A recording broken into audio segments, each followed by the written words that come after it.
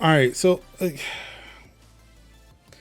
eventually this is going to be a lesson in paying attention and I guess also paying some bills because things look a little weird What now? today. Things look weird today. I don't. When you have this thing set up for three people, and then having to switch to Discord and all those weird camera angly things you have to do with Discord, use Discord video, just breaks when there's one, like even just one less than the number of people you set up. It's a mess. It's a mess. So now there are green bars in places that shouldn't be here because I did not crop these video feeds correctly because I clicked the wrong thing, and yeah, it's a nightmare. Oh boy. Anywho, what's good, everybody? It's your boy Mark Summers, Major Linux, twitch.tv/Major Linux, and it's time once again for another episode of Tech Talk Thursdays for the week of November 3rd, 2022. And of course, I'm joined this week in Wait. Don't tell me I forgot to pay the Kev bill too. You might have.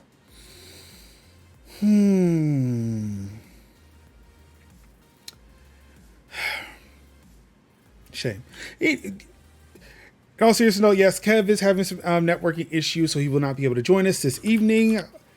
Our hearts and our prayers and our thoughts go out to his poor networking or cable.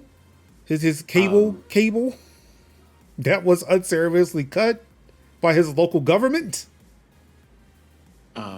Yeah, because here's the thing. That Duolingo owl is going to show up out of his house and being like, "Are you supposed to be doing something right now? Don't you have like a podcast streak that you normally do? What's happening?" The Donde es mi internet? I don't know. Is that how do you say where is my internet in Spanish? Yeah, because internet is just the internet. Is it? I don't know. Yeah. This is my lack of knowing how to speak Spanish. So I thought that was just English. So internet is internet no matter where I'm at. Mm-hmm. So I'm going to be deep in the streets of Japan, and I was just like, internet. And somebody will point me in the right direction. Thank you. Domo arigato. But aside from that, I suppose I would just go ahead and say this week, and I suppose almost every week, is also me. I'm here. Yes. Sin is here. Sin is here. Choosing to take ASL classes as opposed to going to eat delicious Mexican food with the girl, Anka and I. I'm not sure they were here this week, but I was over there learning how to tell people when my birthday is. Oh. So tell us a little bit more about what's been going on with you this week. Oh no, that was mostly it. It was now this week we learned about colors, and we learned how to talk about days of the week and months of the year, and we learned how to tell people when our birthday was.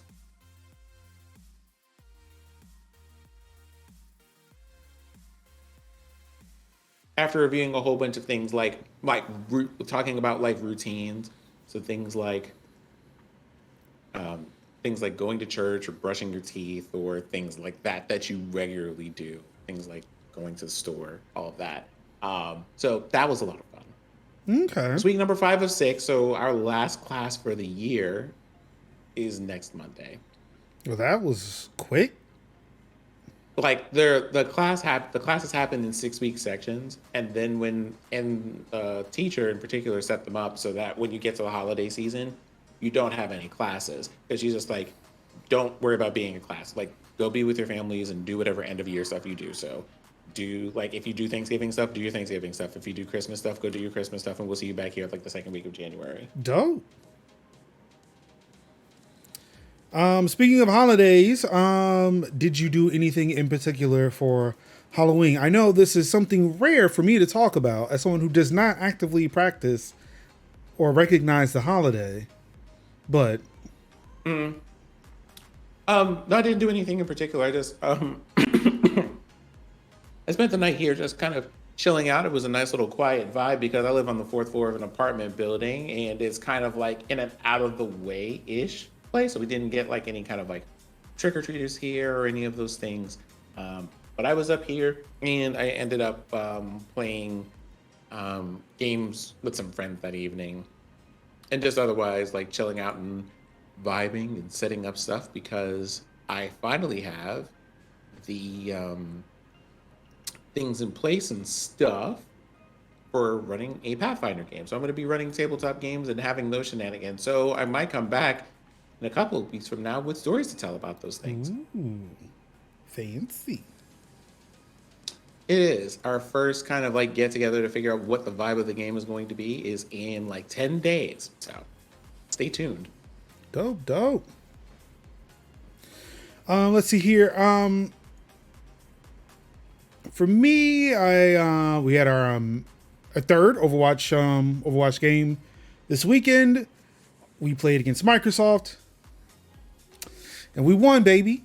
We won. So of non-Red Hat opponents, we are 2-0. As you probably saw on Twitter and Instagram, if you follow me there, you see that we finally have our team jerseys. I am excited. I also picked that up on Saturday. So I'm really excited about that. My first and probably only, well, unless I play for them next year, my first and only esports jersey. Really excited about that. Let's see here. Monday, so I went out to lunch with Anka. We discussed a few things, just catching up. She was in town accidentally. And then that evening, went out. We actually did go out trick or treating with my son. He was dressed up as a fireman. Apparently, things are starting to slowly come back out. Like people are starting to, or kids starting to slowly go back out for trick or treating. I've been hearing from a lot of people that they had candy out, but not a lot of kids came by. But also apparently people were people were expecting a lot of people or a lot of kids because Halloween night, one of our neighbors had told us, I went to Target last minute and this is all the candy I had. She had full-size bars of candy. King size Reese's. And I'm like, I didn't realize she was talking to my wife and I. Because it's like, why would she tell a kid that this is all the candy she had and it's the big bars? Like, as someone who gathers most of my social cues through television and movies, the kids always want to go to the rich neighborhoods because that's where they gave away the full-size bars. If anything, you were setting up a standard for my son to think that his neighborhood is the rich neighborhood because we have the full-size bars. But that was like overall the night was fun. Seeing that we moved here during the pandemic, trick-or-treating really wasn't a big thing because everybody was still sheltering indoors if they didn't have to be outside. So I actually took the time to go out and actually meet some of the neighbors and say, hey, how you doing? Like, I know it's the first time we've ever seen each other. Everybody was nice, friendly, good to talk to. Let's see here. Oh, speaking of which, and I'm glad my son did not bring his Xbox, the Xbox controller to me. Of course, now I'm about to demonstrate something on my Steam Deck. Closing Spider-Man Remastered on the Steam Deck. Because, oh yeah, before I get to that, Major's Lounge has been officially soft launched. We are playing, it's the new inclusive game club, where we're just playing games and talking about them. And this month, It's Spider-Man Remastered, or just Spider-Man in general, whether it's remastered for PC or PS5, or if you have the PS4 version. I mean, it's pretty much the same, at least base game. I know that I think Remastered comes with the DLCs, but not Miles Morales. Miles Morales actually comes out this month, so keep a lookout for that. So yeah, we're playing Spider-Man for Game Club or for Major's Lounge, the inclusive game club for Major's house. But yes, back to what I was actually trying to demonstrate here. Is I have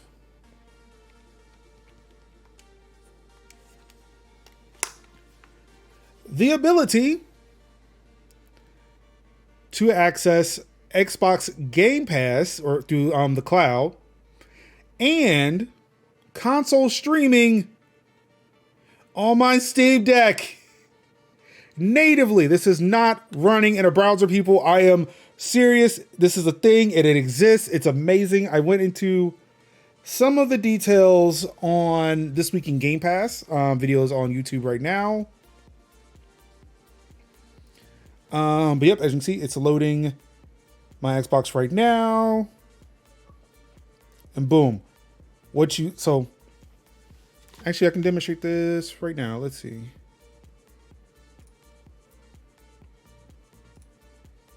Turn on my game capture. Turn off the LG.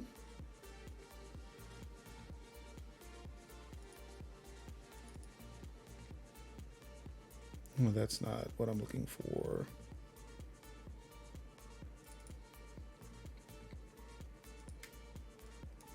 That's what I'm looking for. There we go.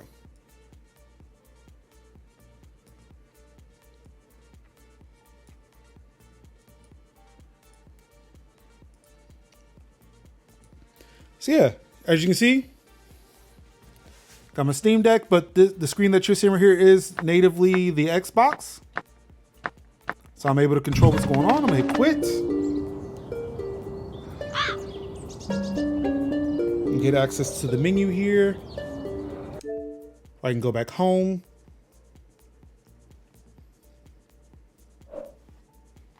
And yep, because he forgot to turn off my Xbox, I'm gonna turn it off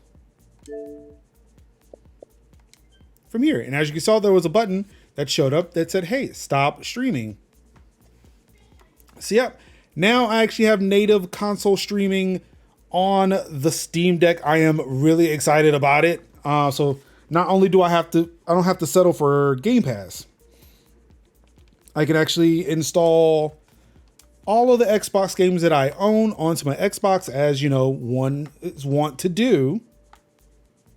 And then actually play those and then play it locally within my house. And I think that it can go out to the internet. I'm not entirely sure. Haven't tried it. Got no really reason to do that. But yeah, so I've been using that to play Persona 5. So now I don't have to use the cloud to do it. That's mainly what I played with it. I tested some Killer Instinct. Also the cloud gaming on that app is a lot better than the Edge version. And there was something I was reading, I think it's from Gaming on Linux, that says that the Edge version or the Linux on Edge, or Edge on Linux is not that great for Game Pass, even though I think an Edge engineer came out today and said that they improved the experience on that particular browser, which should make things easier for the Steam Deck and also Linux gamers in general who want to play on Game Pass. But apparently there were also instructions to use Chrome, which Gaming on Linux says was the better option. But of course, I wasn't able to find that documentation, but hey, it's there, but I don't need it. I've got that app now. Let's see here. Microsoft only knows how to lose. Glad it continues in Overwatch. What's going on, Verge? Hey, Hobbit, up here in, I guess it's North Dakota, kids stop walking around the houses because normally we have pretty good snow on the ground and it would be like 15 or colder out, but it was like 60 something degrees this summer. Ooh. About the panic, I don't see Kev. As I'd say before, his lovely local government decided to cut off his outside networking. They cut the cable. They heard that Kevin wanted to cut the cord, so they cut his cord. So his internet is currently out until somebody can come out and fix it. So that's why he's not with us today. They said cut the mic. He sat down the mic. We are saddened. Dead ass.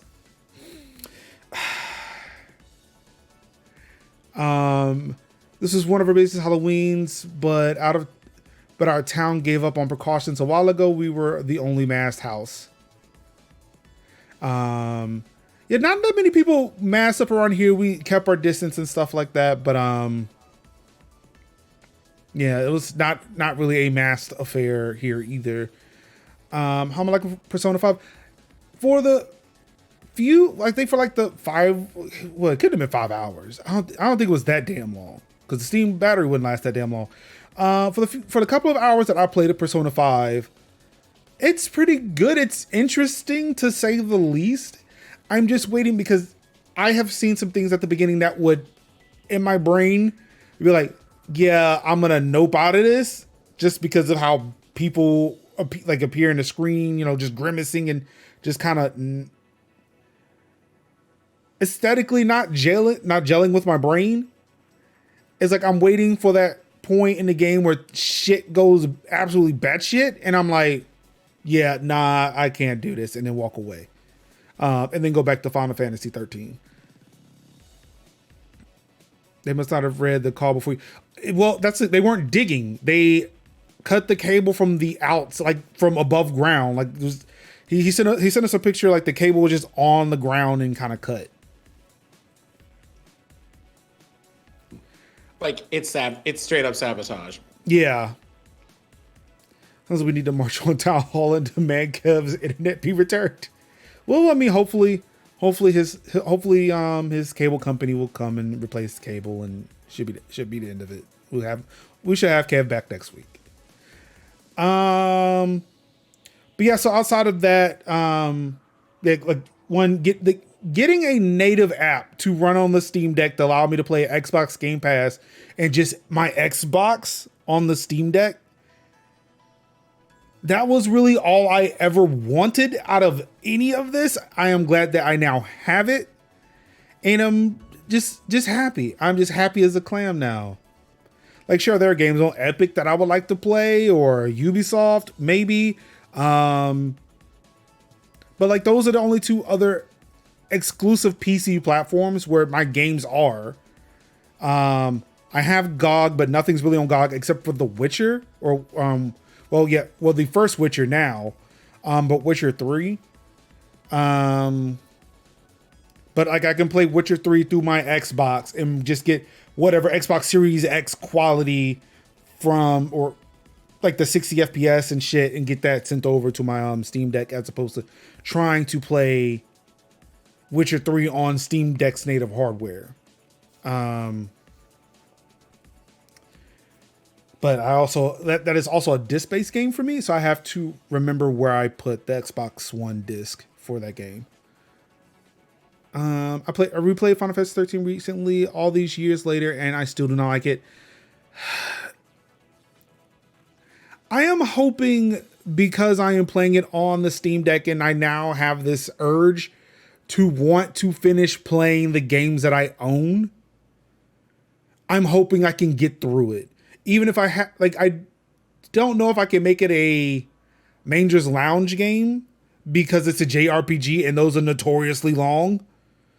I mean, unless like all everybody does is eat, breathe, and sleep a JRPG, I can't put that on the list, but I mean, it's there for me to sit there and go back to. And I like the fact that it's on my Steam Deck. When I pick it up, I can just play Final Fantasy 13.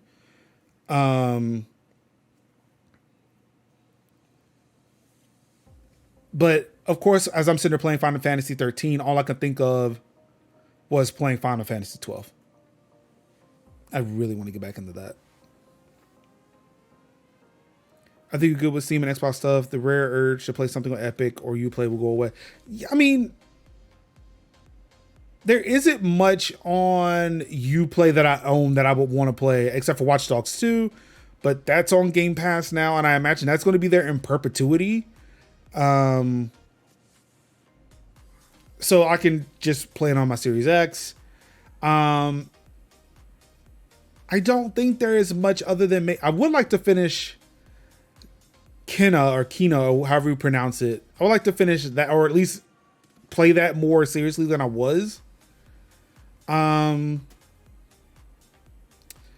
The app that I'm using to download and install GOG games can also do Epic, but I can't get the Steam Deck to get the thing to launch and let me log into Epic so I can get access to my Epic library.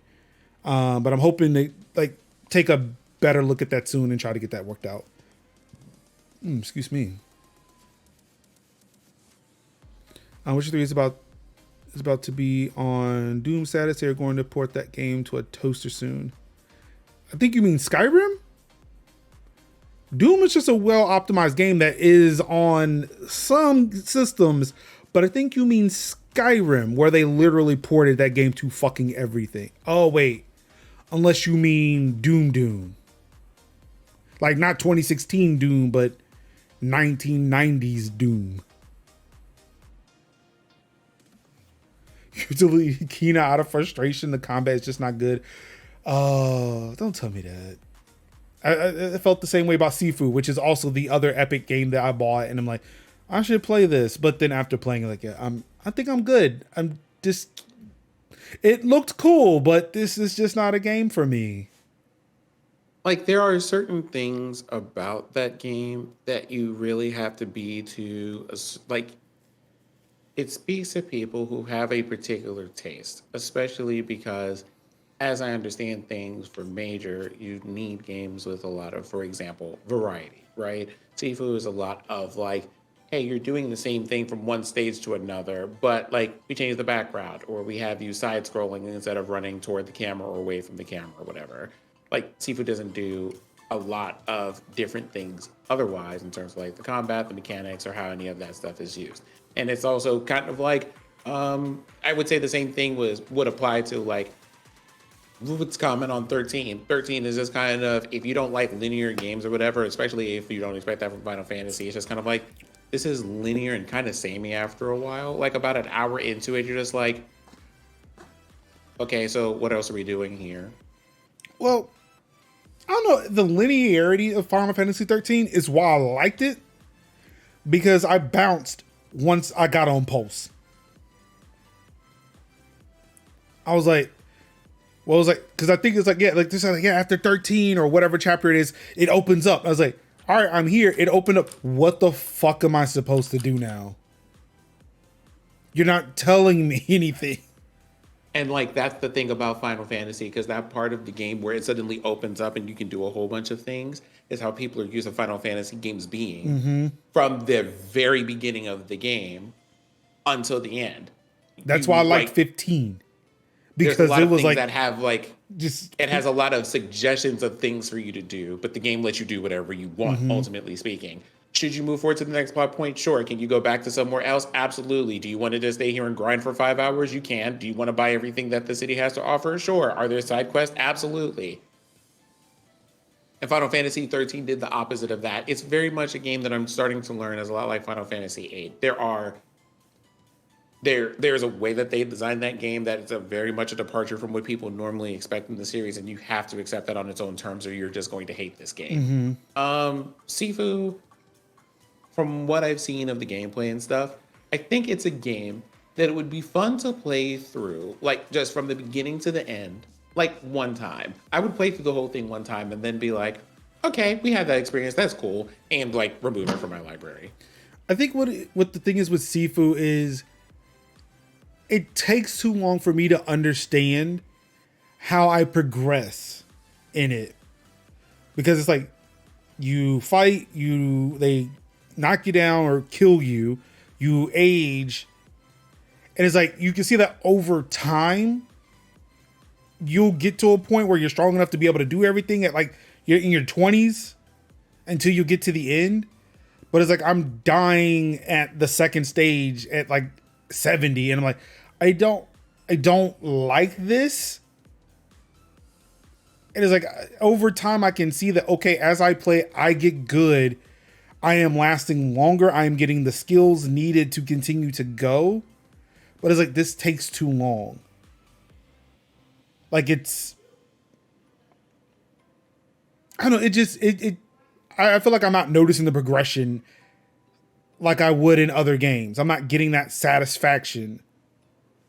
It's just weird. I get like, hey, you like some, you don't.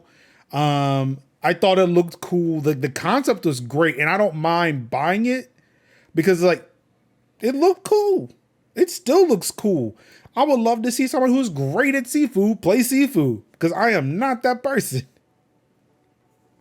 Fair enough. And there are games like that. I was like, someone was watching me play Hollow Knight last night, and Which is they also a were like, game on the Majors Lounge list.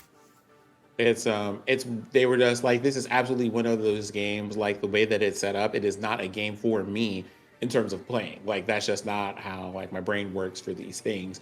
But I love watching other people play it because like I think it's a really cool game. It's a wonderful game for me to look at. It's just not one for me to play. And that's fair. It's like me in horror games, specifically Scorn, for example. I do not know why I am fascinated with Scorn. I know I am never playing Scorn, but if I ever watch anybody playing it, or if I see somebody playing it, if I see content on TikTok or Twitter, Instagram, YouTube, or Twitch, and somebody is playing Scorn, I'm going to sit there and watch it with just the same amount of amazement and bewilderment of like, wow, what is this? I hate to look at it, but I cannot tear my eyes away from it. I don't know what it is about Scorn, but No, I mean, well, the thing about Scorn is, like, as far as I know, like, never mind the fact that it's in the horror genre in general. As far as I understand, you're not necessarily one for body horror, and that is what that game is. That game got you. is like that game is suspense and body horror. You have like weird things taking the shape of your body and like turning it into other things. You have like a parasite that's infecting your brain and all this other stuff. It's very creepy because it's like body creepy. Yeah. Yeah, it's a thing, but yeah. But yeah, that's pretty much it. It just Steam Deck, and more Steam Deck. I am concerned that actually no, I'm not concerned. I think I was concerned up until the point when I actually out loud said that I am concerned. I'm not concerned. I'm now realizing that the Steam Deck is my new hyperfixation, which is great because it is definitely cheaper, amazing, so much more cheaper than a car. To where I am every day looking into something or trying to understand the inner workings of it. I'm glad, like in the 3 weeks that I've had it, I've got people who are asking me questions about things with regards to the system, which is all I have ever wanted. This is just people to come ask me questions about a thing that I have an interest in. Mainly because, hey, this thing runs Linux. What cool Linux things can you do? Or how can you do this thing this way? It's like, oh, I got you, dog. I was just looking at this. Or if I didn't have the answer, it immediately would interest me because like, wow, I didn't even know I could even do this. Let's go find out.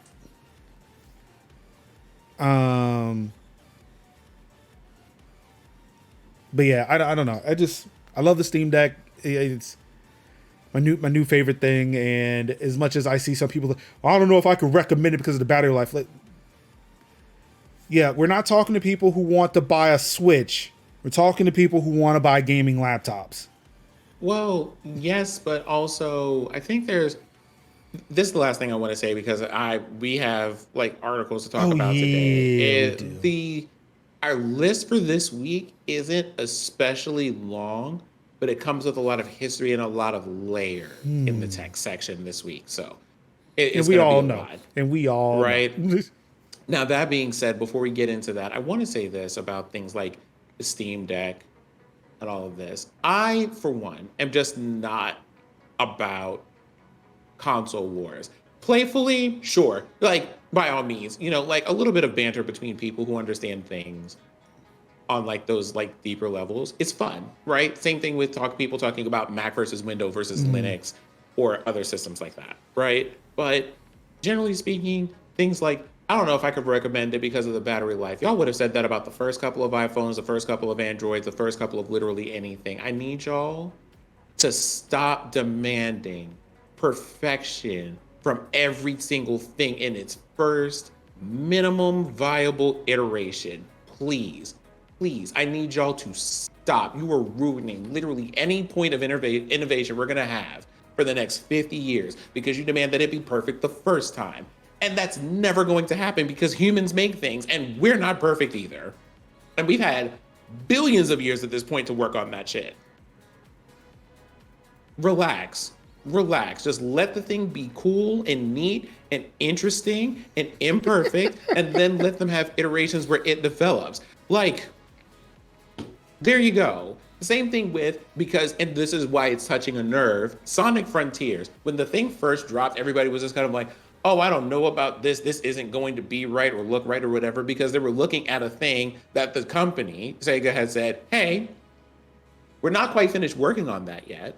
But here's a little like I don't know if that I don't think that one was a leak. I don't think that one was. They were just like, hey, here's a little hint of something about what this could look like. And then when they had people had like all of this critique to have, and then when they finally released a proper trailer for it, jaws on the floor and not a word to be said negatively or otherwise. Like, y'all just let things develop. It was, yeah, I mean, like, it's a smacks of that Forspoken shit too. Like when that trailer came out and nobody was really feeling the dialogue. I was like, oh my god, this game's gonna be corny. But then they released that other trailer, I think it was like 2 or 3 weeks ago, about like the traversal, and the like, especially with the parkour, like the magic parkour shit. And it was like, oh shit, oh okay, oh all right. I mean, it was just like I was on that game from the jump.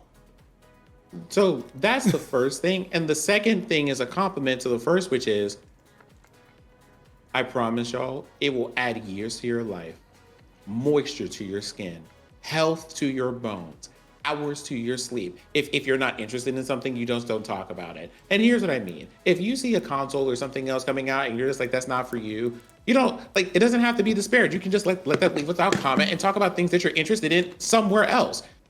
Like, hey, if the Steam Deck isn't for you, then you don't have to talk about it. Let the people who let the people who are excited about it be excited about it openly and be like, love this for you.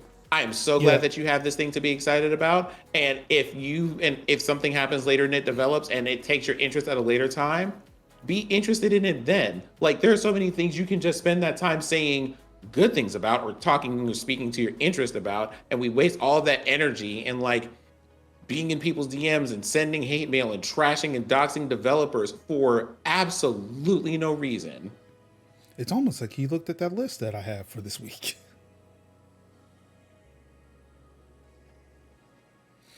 Like, honestly, I'm hype about Sonic Frontiers, but I just also like Sonic games.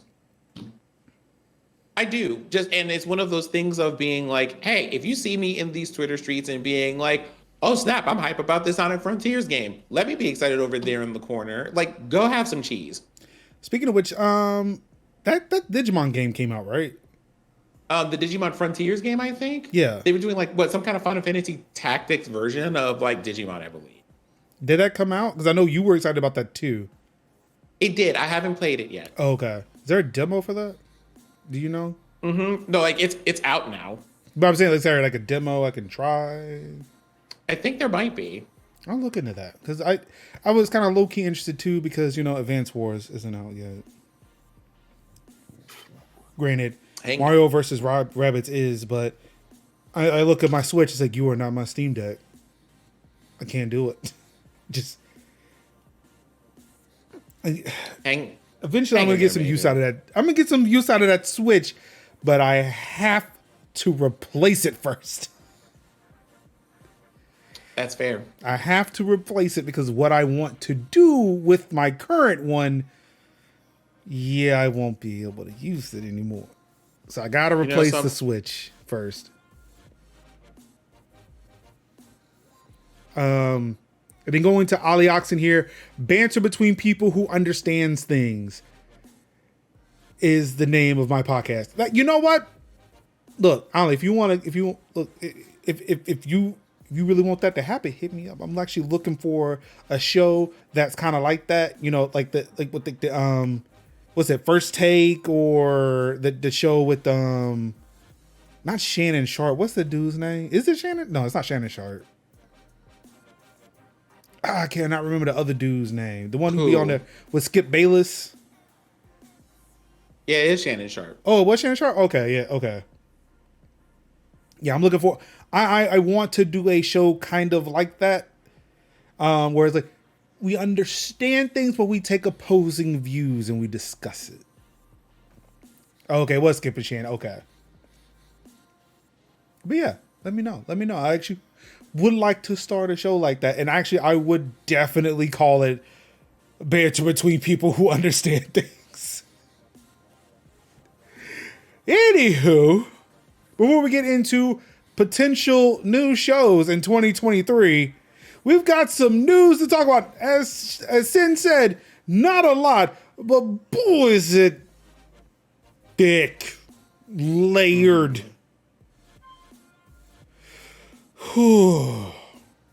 Like our first bullet point has like 8 sub points. Because it all just happened in a week. And there were still things happening before the show started. But Ruin, we must. Let's just start with let's just go ahead and rip the band off here. Twitter is not owned by a man-child. Unfortunately, the Elgato logo came up instead because I forgot I had that on. There we go. Twitter is now an Elon Musk company. Just we'll take some time. Let that sit. Just let that marinate for a bit. Now, all I'm going to say is, I feel like this is very much one of those things that we talked about. So, first thing. There's a parallel between this and our previous presidency. Right? Mm-hmm. I'm just going to go ahead and talk about that. And when I say that, there was a lot of people just like memeing on things because surely someone who is this caricature of a evil villain from like a 1950s dark noir film would surely not be put in charge of something so important as, for example, the presidency of the United States or the ownership of one of the larger social media platforms, and yet here we are. Sin, hold on, Sin. I'm getting word that Kev is he might actually join us.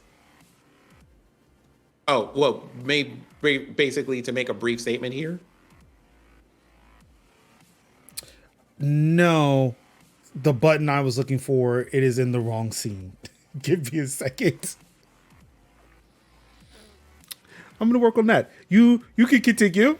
Continue. And so there are definitely parallels here. The second thing I want to say is one of the things that we talked about during the show was that this would be the worst of possible consequences, and but it was a very viable consequence because the people who were at whatever the top was were forcing his hand in terms of he was there. He decided to buy controlling stock. They wanted to be on the board. He decided to walk it back because of regulations. They came back and said he wanted to buy the company. And then the company, then tried to back out of that. The company was like, nah, homie, you said you were going to go ahead and put the money down. Go ahead. Drop all 44 billion, I believe, of those dollars on this company. Go ahead and do it. Go ahead and do it. Now, mind you, worth multiple times what the actual company is worth because it hasn't been profitable for ages. But okay, sure, let's go ahead and do that.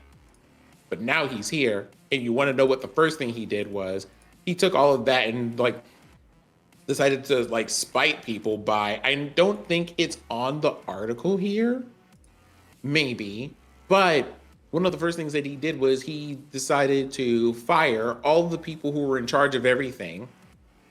When we say chief finance, most of the C levels there, and all of them had golden parachute packages for severance pay, which he think there's like some discussion about that right now too, of being like, well, I know that all of y'all were hoping that I would take over this company so that y'all can quit and come up with that smooth severance. But what if I Capital. said y'all couldn't have that? Now what?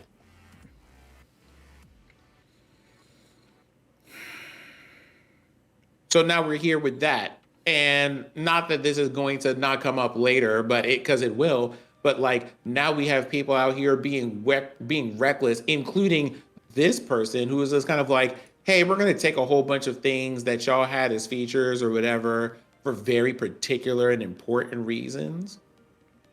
With the amount of information you had to have in order to do those things. And we're just going to make that a thing that people can buy into right now on an election year for most of the US, for like most US government positions, except for like the presidency at this point. Like, it's a mess from start to finish.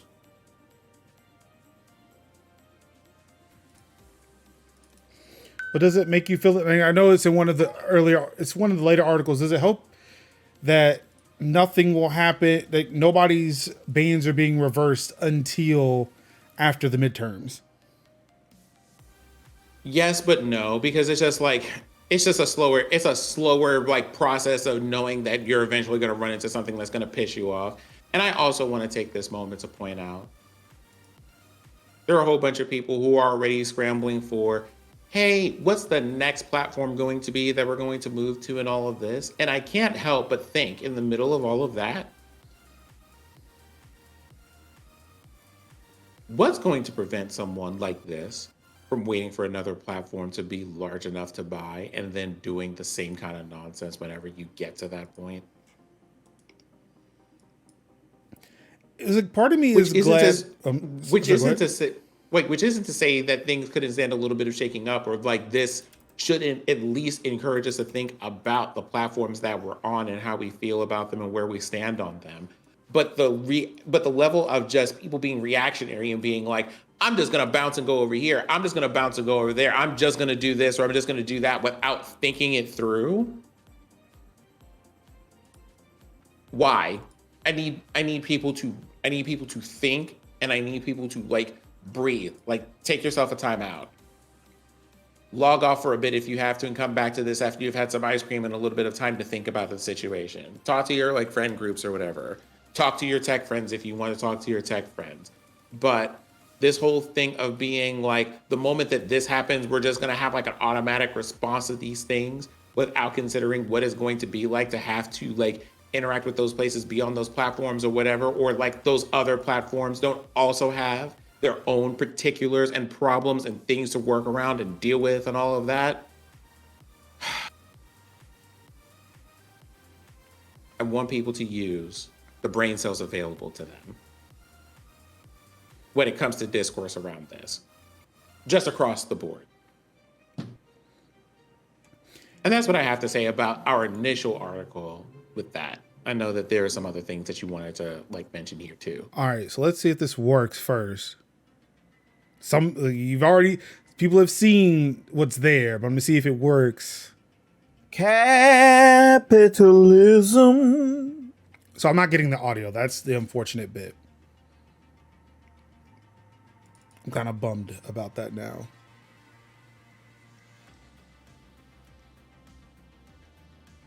Okay, they heard it. Oh, so then for some reason I'm not hearing it, but I'll, you know what, because it's probably going through OBS. That's why. Yeah, like if you're looking at OBS and you have like a sound clip or a video, it has its own sound meter, so you won't hear it, but the audience will. Oh, so did y'all hear it the first time when I just let that thing play in the middle of Sin's speech? Because I wonder if that's why everybody was LOLing before. Oh, okay, that's why. I thought it was broken and y'all just saw the image. But okay, as long as it played, that's great. That's great. So yes, as y'all probably noticed, that's the new capitalism button. That is the new capitalism button. See, so Kev is here. Kev is here with us always.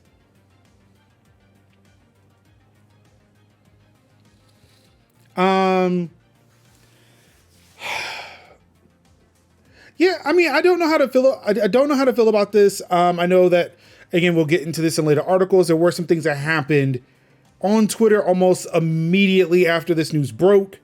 Granted, it wasn't necessarily a direct result of Elon making any changes. While changes were made by him, he did not relax anything.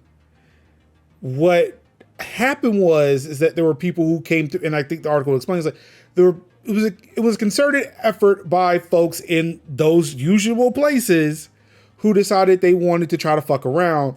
But it's at a point too, it was like, and I think this is a part of a tweet.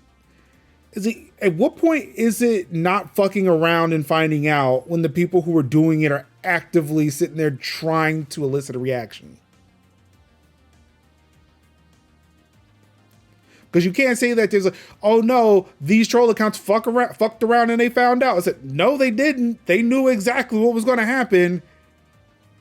They didn't find out anything. They got what they wanted.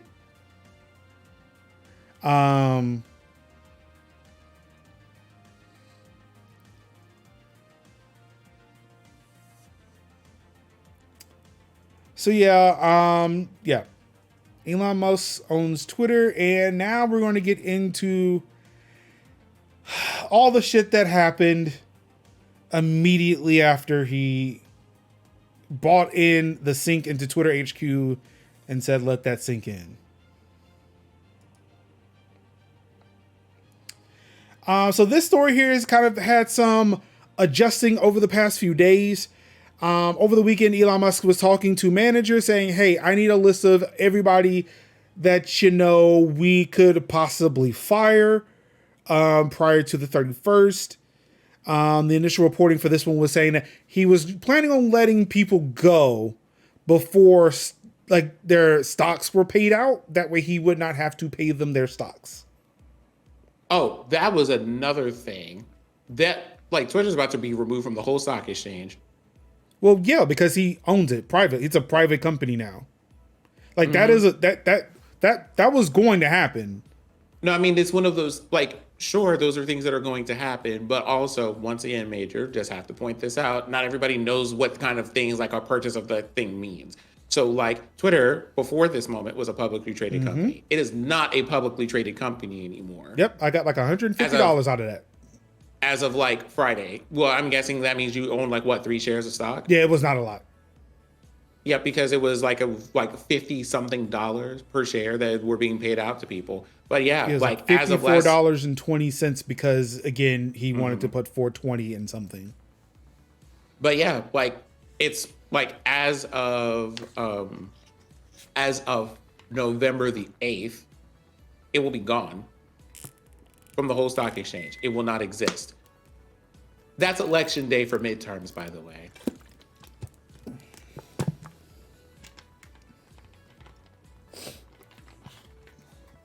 But I mean, even if it's being removed off of the stock exchange, there were plenty of brokerage firms that on Friday were not able to trade Twitter stock anymore. Robinhood was one of them. That's the one that I use.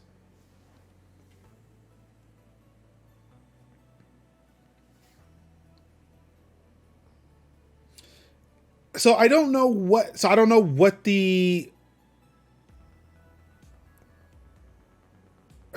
hold on, let's see here. This could occur before November 1st, the same day when employees are supposed to receive their stock grants, which, quote, typically represent a significant portion of their pay. According to New York Times, Musk may not have to pay these grants if he lays off employees before this date.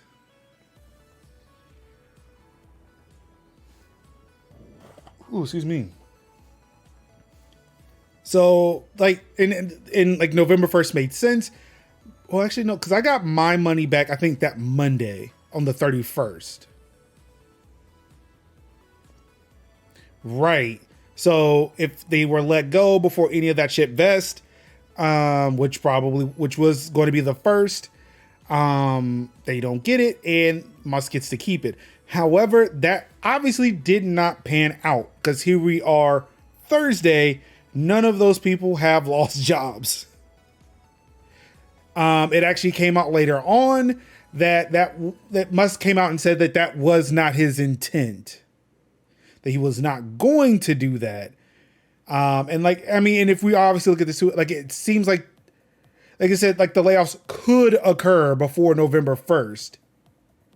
So this was speculation on The Verge saying that, hey, this could happen. And remember, this was Saturday. This article was posted, I think, on Saturday. It was updated on Saturday, where that's what it looked like, but that's not what happened. However, those lists were still being gathered because, there are still talks of him laying off folks, but it's honestly a thing what I think he was trying to do with I can't remember if it was SpaceX or Tesla. I want to say we talked about that here too, where he turned off his work from home policy for one of those companies and was saying, hey, you're either come back into the office or find another job. And he did that right when a lot of other companies were doing either doing hiring freezes or rescinding offers.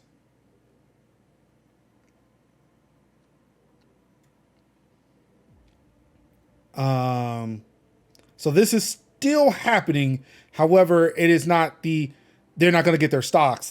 So those folks did get paid, which is good news.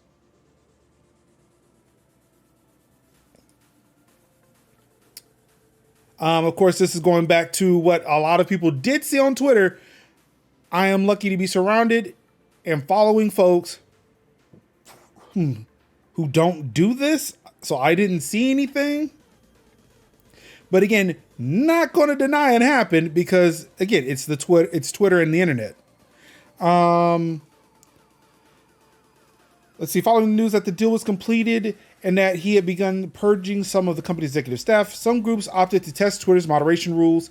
The Washington Post also reported that racial slurs were posted rampantly overnight in the hours immediately after Musk's takeover.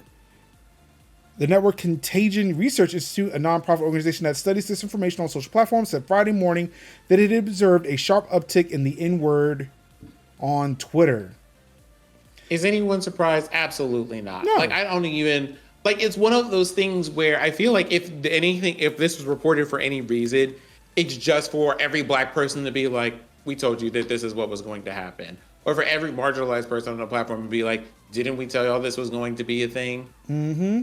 We told y'all. This is just a confirmation at best. But other than that, unremarkable, honestly.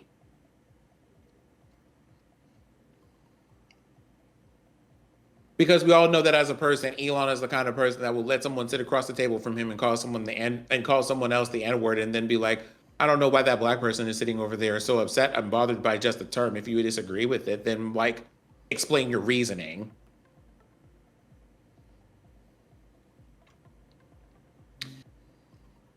Ruin. Well, we all know that Elon doesn't actually care about free speech because if anybody says anything critical of him, he bans them or blocks them from the platform. Or he blocks them from the platform. And now he has the ability to just remove people from the platform and have them banned, so. Let's see, there was one. There we go. That's one before. This is the follow-up to that. Twitter has removed 1,500 accounts following coordinated trolling campaign. But yeah, the funny part. According to Bloomberg, though, most Twitter employees have been locked out of moderation tools. I remember watching that, seeing that drop in real time and being like, wow, really? You can't use moderation tools? Let's see. Yoel Roth explained that those 1,500 accounts didn't correspond to 1,500 people. Many were repeat bad actors. He tweeted, the executive also said that Twitter's primary success measure for content moderation is impressions. That translates to the times a piece of content is seen by users, and the company was able to reduce impressions on the hateful content that flooded its website to nearly zero. I just want to point out here in the middle of all of this that their information security person at the C-level is also gone.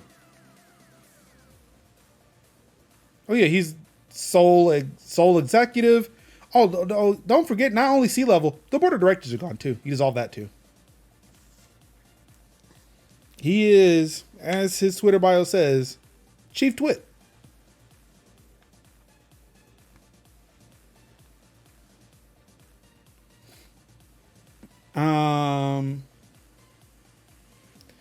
Roth ended his series of tweets with a promise to reveal more about how the website is changing how it enforces its rules.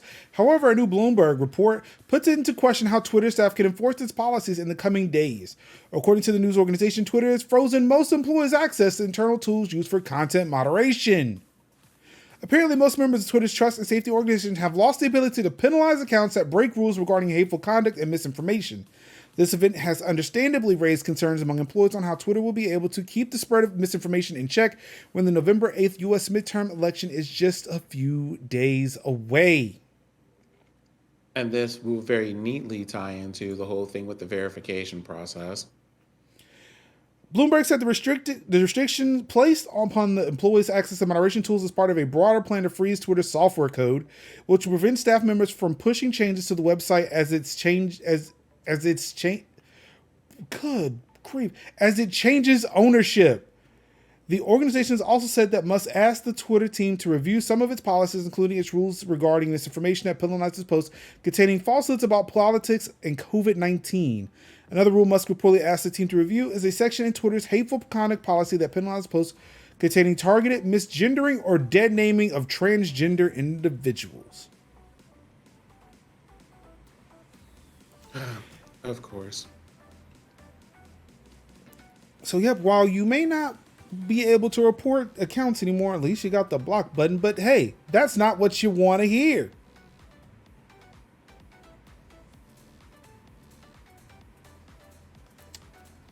Like, the problem, I think this is one of those things that I don't think that people understand about stuff. Even if it's whether it's a private company, not a public utility, not a city park, not a town square, not a cafe, right? Well, even if it were a cafe, that would apply here. It's like the thing that I want to say here is about the thing that you said with, well, these are things that you don't want to hear. When we talk about moderation tools, right?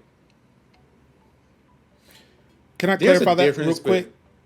Sure. When I said that it's not these, again, we all know, like, it's how when the hate raids were happening on Twitch, you could just block them or ignore them. That's what I mean. We do not want to hear that. We know we can do that. We want the moderation tools. That's what I meant. That's what I meant. I mean, like, we don't want to hear about people say, oh, you can just block the trolls if you don't want to hear them on Twitter. That's not what we want to hear. We want to hear how you are removing them from the platform. Sorry if that was lost. Oh, like, it wasn't. I wasn't about to argue about that. Okay.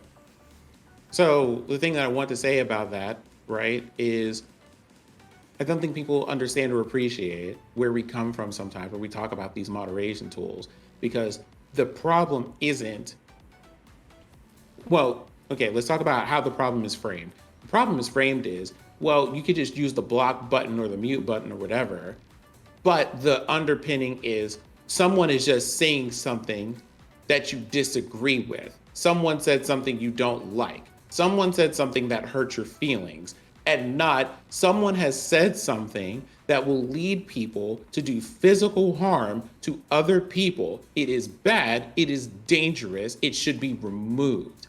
Not because I don't like it, not because I don't agree with it, but because it's actually harmful. Someone will be like, oh, well, these are just words, and if you don't like that, then you should block it, but refuse to make the clear connection, although multiple people are reported of making the same one, between people who are just, like, say terrible things to people in games and were all involved in Gamergate, and the people who showed up to, like, literally try to murder people in the White House a whole January ago. Like, Capital. It's the, Capital.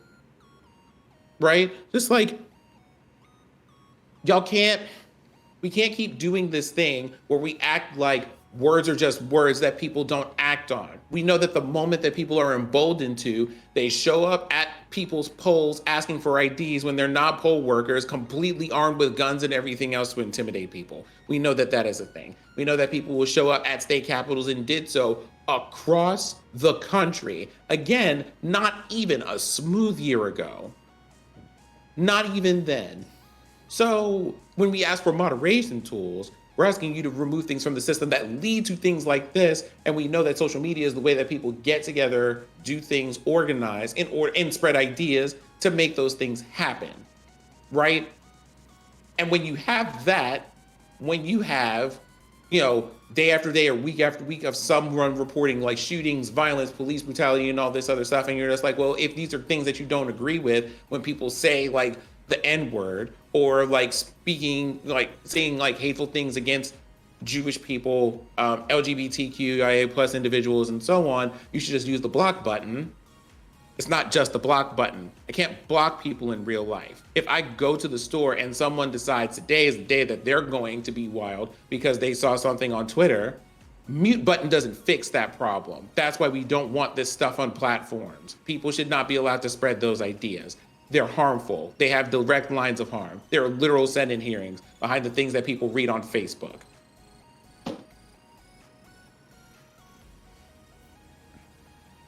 What's the name ready for that? Well, the people who aren't ready for that are the people who never have to worry about it. And that's the truth. Mm-hmm. I get it is a sad thing. When I like texted my family to just go, right, so I'm gonna go like have like a little walk. It's a half a mile at the most. I'm gonna have a little walk to Target, and they were just like, hey, let us know when you get home.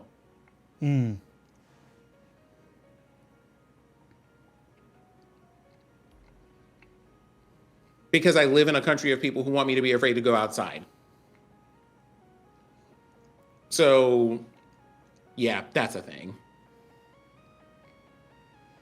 I mean, it's like I said, I went out and voted yesterday, and I'm glad that I'm privileged enough to be in a place where the thing I have to worry about is not having headphones, because people will shout at me to vote for their candidate.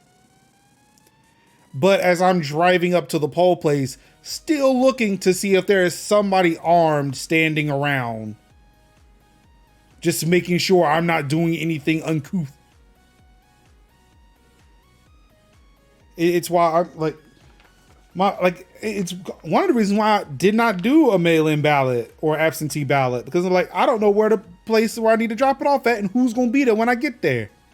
Come to find out, I could have bought it to the polling place, but then in real time, my wife saw me get into a loop as to if I did that, if I filled out the mail-in ballot and took it to the polling place, I could have voted. But then also, because I voted, I felt like if I could have bought my mail-in ballot, I should have done my mail-in ballot. It's a thing. Got into a loop. I'm about to get into it again. These are the same people who want to convict you over song lyrics.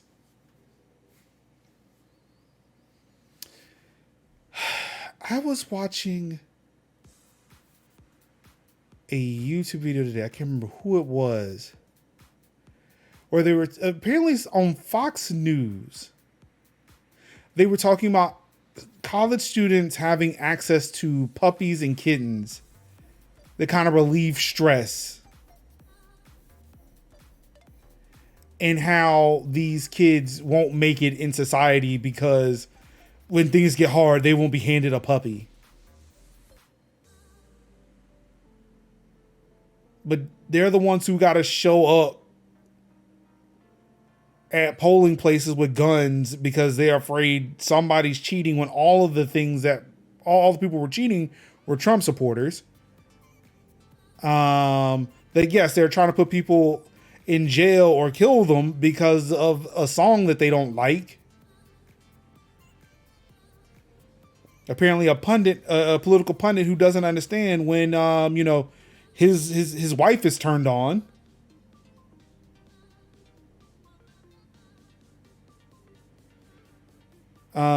We just had someone try and kidnap the speaker again because of things they heard others joke about and nonsense they read online.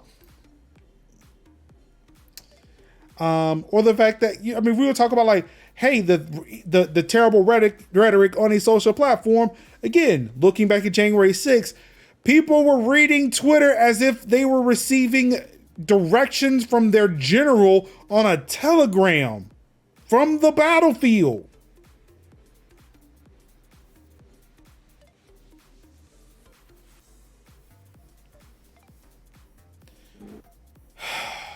But, you know, we're the snowflakes here. Well, you know, it's whatever. Didn't they wait, hold on. Was it? Yeah, someone tried to kidnap the speaker again because of things they heard others joke about and nonsense they read online. That was the person who was just like, it was Gamergate TBH. Oh, that's right. That's right. He did say Gamergate. He did. He absolutely did. And here's the thing.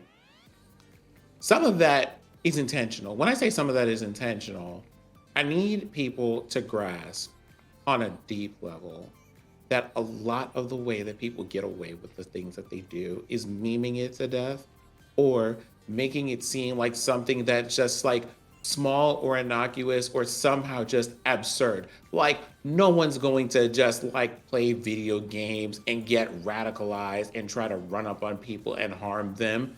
They will. They will. But because it seems ridiculous when people are trying to point out, don't you see how every single one of these people who identifies or falls into this category somehow ends up doing this? And coincidentally, they all look the same. Yeah, like there's like, you know, like most of y'all look like 99% of y'all look like very similar. I don't know what that is about. But y'all keep coming after me and people who look like me. You know what? It's also, and like this is why I also have like a side eye and suspicion about the timing of certain things. Like for example, all of these things happening sometime between November 7th and November 9th are gonna get side eyes from me. All of them.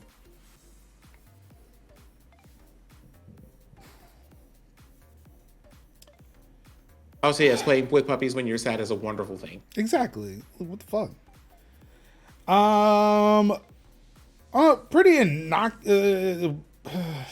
not terribly bad change he made. He changed the front page of Twitter. So I really had to figure out what it was that he did. On this list of things, I'm just like, child, we don't care about this. So essentially what they did was instead of when you go to twitter.com and you're not logged in, it would just give you a splash page, say, hey, log into Twitter. It just now shows a For You page.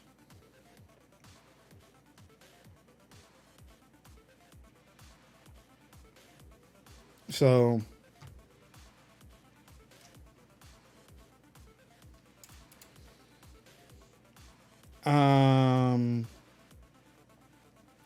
apparently this would have been an issue that a lot of people, like it would have had a lot of conversations within the company prior to Bus being there, but he demanded it change to that. So there you go.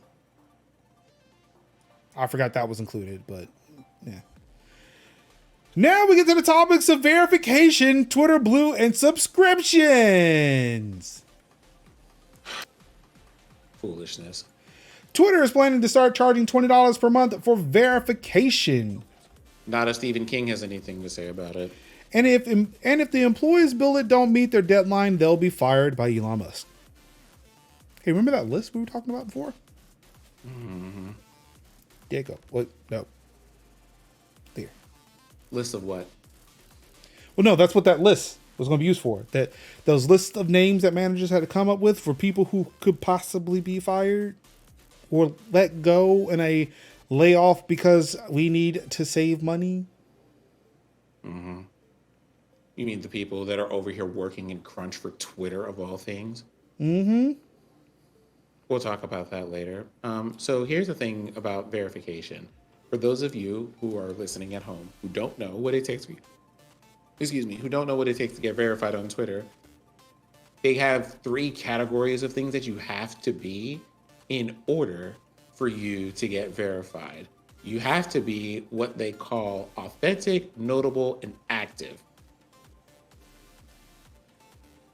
So first thing, you have to either have an official website, you have to send a photo of your government issued ID, or you have to have an official email address, and by official email address, something with your website's domain on it.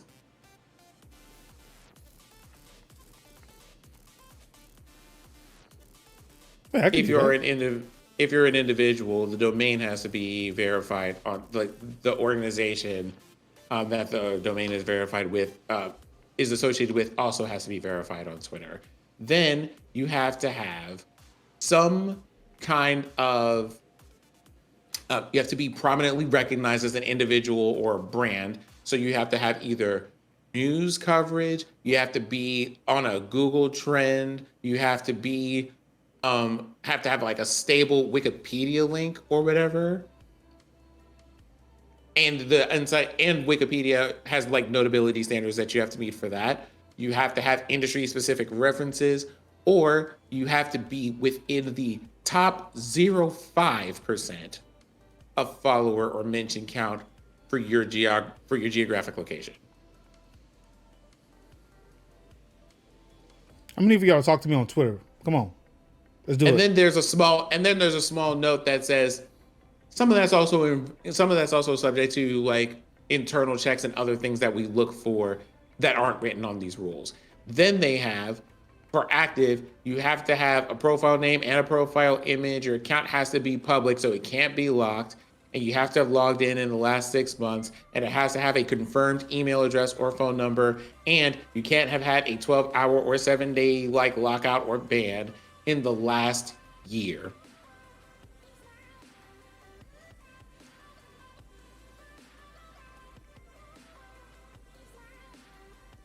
Come on, we can do that, people. We can do it. We can make me verified on Twitter through the old rules. Let's do it.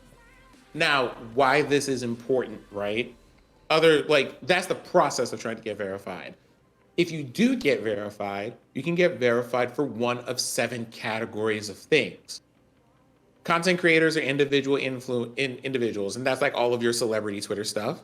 Activists and organizers, sports or gaming figures, entertainment, companies, brands, and organizations, news organizations, or journalists, and being in the government. I used to be in the government. So we need to talk about what it means and the climate that we're in with election day happening next week, with the impact that social media platforms have on literally the process of democracy and awareness and all of that stuff, when people can decide to just purchase that status for any amount of money. Well, I think that comes in. So I think at that point, it comes to a conversation as to what does it mean to be verified? Because correct. Obviously and at this point, that's correct. What we're considering verified is based on old Twitter rules, which means that, hey, could you be impersonated? Yes. Okay. You get the blue check mark. So we know that you're the real deal. Correct. His definition of it, or what's going to be the definition of verification going forward, is, are you a real person just in general? Do you exist and are not a bot? If so, for $20, we can say you're a real person. You hit the nail on the head, or kind of get to the heart of the matter, which is, what does verification mean now? If it's something that you can just pay someone money and they give you a stamp for that.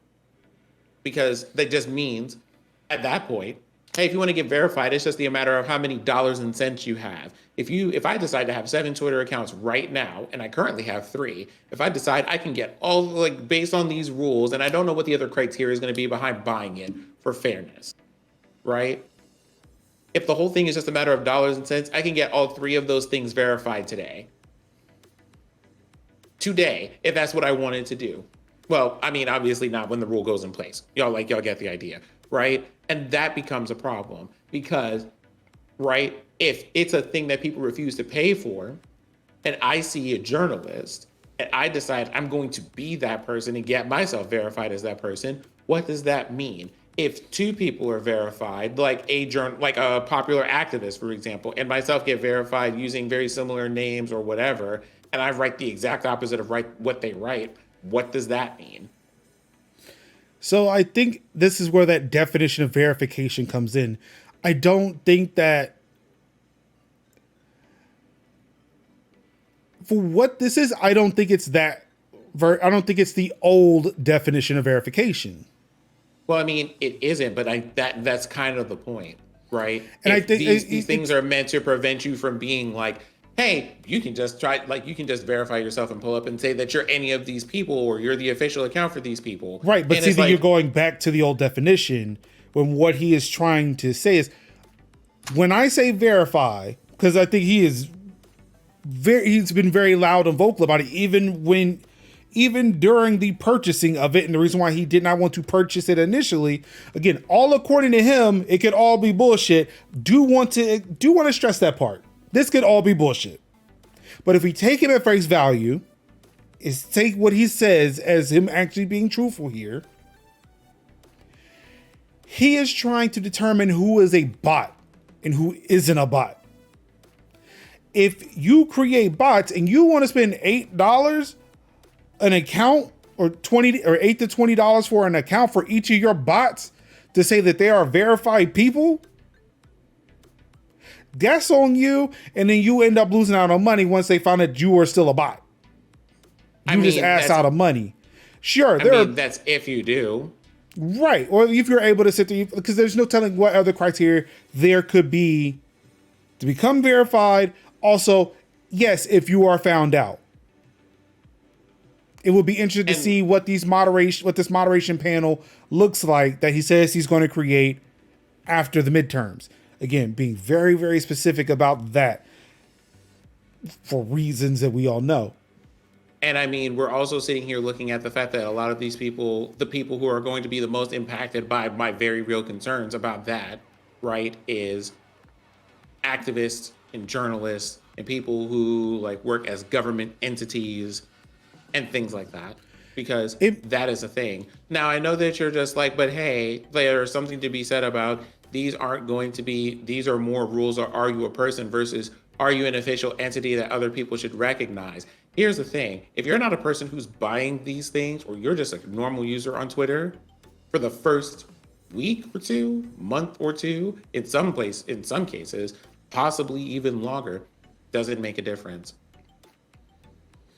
Because for some people, until people get it, until the widespread knowledge seeps in, that verification doesn't necessarily mean as much. It's a serious thing for some people. It leaves a lot of stuff to untangle. It also leaves people wondering, okay, so this is verified, but is it official? Like, can we trust this account for things? And I think the undermining of that trust is part of the point. I think if you want to ask me, I think it's intentional.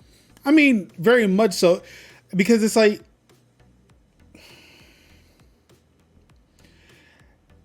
it's like listening to a villain in a Bond movie, especially the later ones, where it's like, you see what they're getting at. It seems somewhat altruistic, but boy, you are going about this in the batshit wrong way.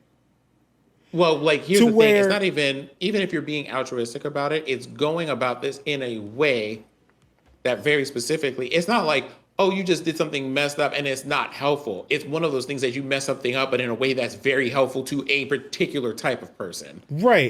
Because his whole argument is, and again, this is, if you take it at face value, he wants to put everybody on a level playing field again. It seems like he's trying to get rid of that caste system, or at least like, no, everybody's just below me. At the very least, the second part is believable. And here's the thing. It's not a thing that I feel that, how do I say this? I don't think he necessarily cares about people being equal, because if it were something where you care about everybody being equal, you wouldn't make access to a certain status of this thing a matter of how much money you have. That I would disagree, but because because again, I have some things I would love to pay for on Twitter to get rid of things. I have been very vocal about that. And I mean, sure, but there's a difference between you saying, I want to pay for an ad-free experience, right? I don't think you having someone experiencing ads versus not experiencing ads doesn't change the way that they are perceived on the platform, and it doesn't change the content that you have access to. It's not like, hey, you having an ad-free version of Twitter alerts people that there is a specialized status that you have beyond the normal user. It means you don't see ads, right? If you like, versus at this moment, before all this stuff is implemented, you having a blue check mark means something. It means when you, different than it means when you don't have one. I can't imagine a person going, this thing that you're paying money for, and they might change this, or there might be some additional information about it we'll report about in a later show, and if it comes up, then it comes up, right? But unless that $8 is like, you pay this money and you get, here's a list of platform specific features. If you're not doing that, and the thing that you're just getting is like an elevated status in terms of a symbol that appears next to your name that people recognize as some special thing, then how, like, what is this doing for leveling the playing field for people?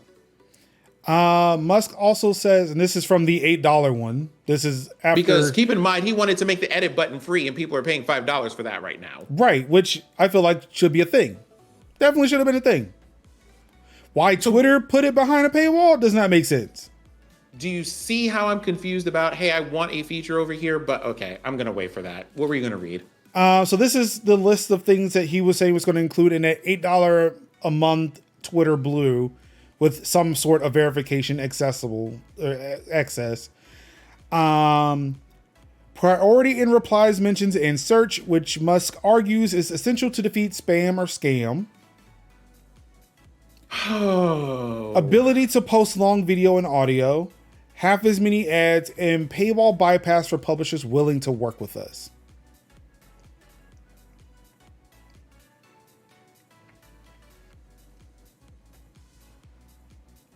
So I don't know. It would be interesting to see what the verification part is, but what I feel like there may be a miscommunication as to, like, he may not understand what verification is because, again, because he's verified. Remember, I'm not sure if I talked about it on this show, but I remember pointing it out somewhere when I found out that verified Twitter users do not have ads.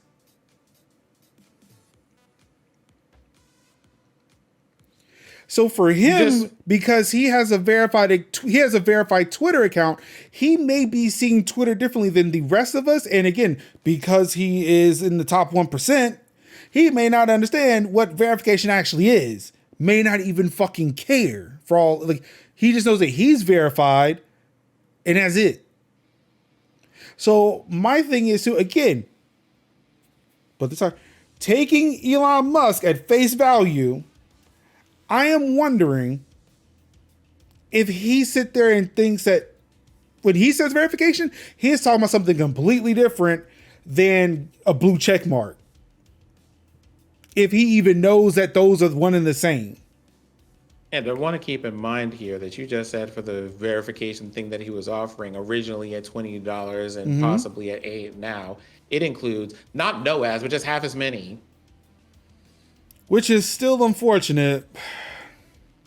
But it's also things like, looking at this is the kind of stuff that I'm just like, well, what's the point of this whole thing? Because it's kind of like, hey, you get priority messages and DMs and all of this other stuff for improved search capabilities. And it's just like, if we're talking about making things even, equitable, fair, if we're talking about leveling playing fields for things, this is the worst conceivable way I could imagine to go about it. But I'm wondering if this is a matter of perspective at that point.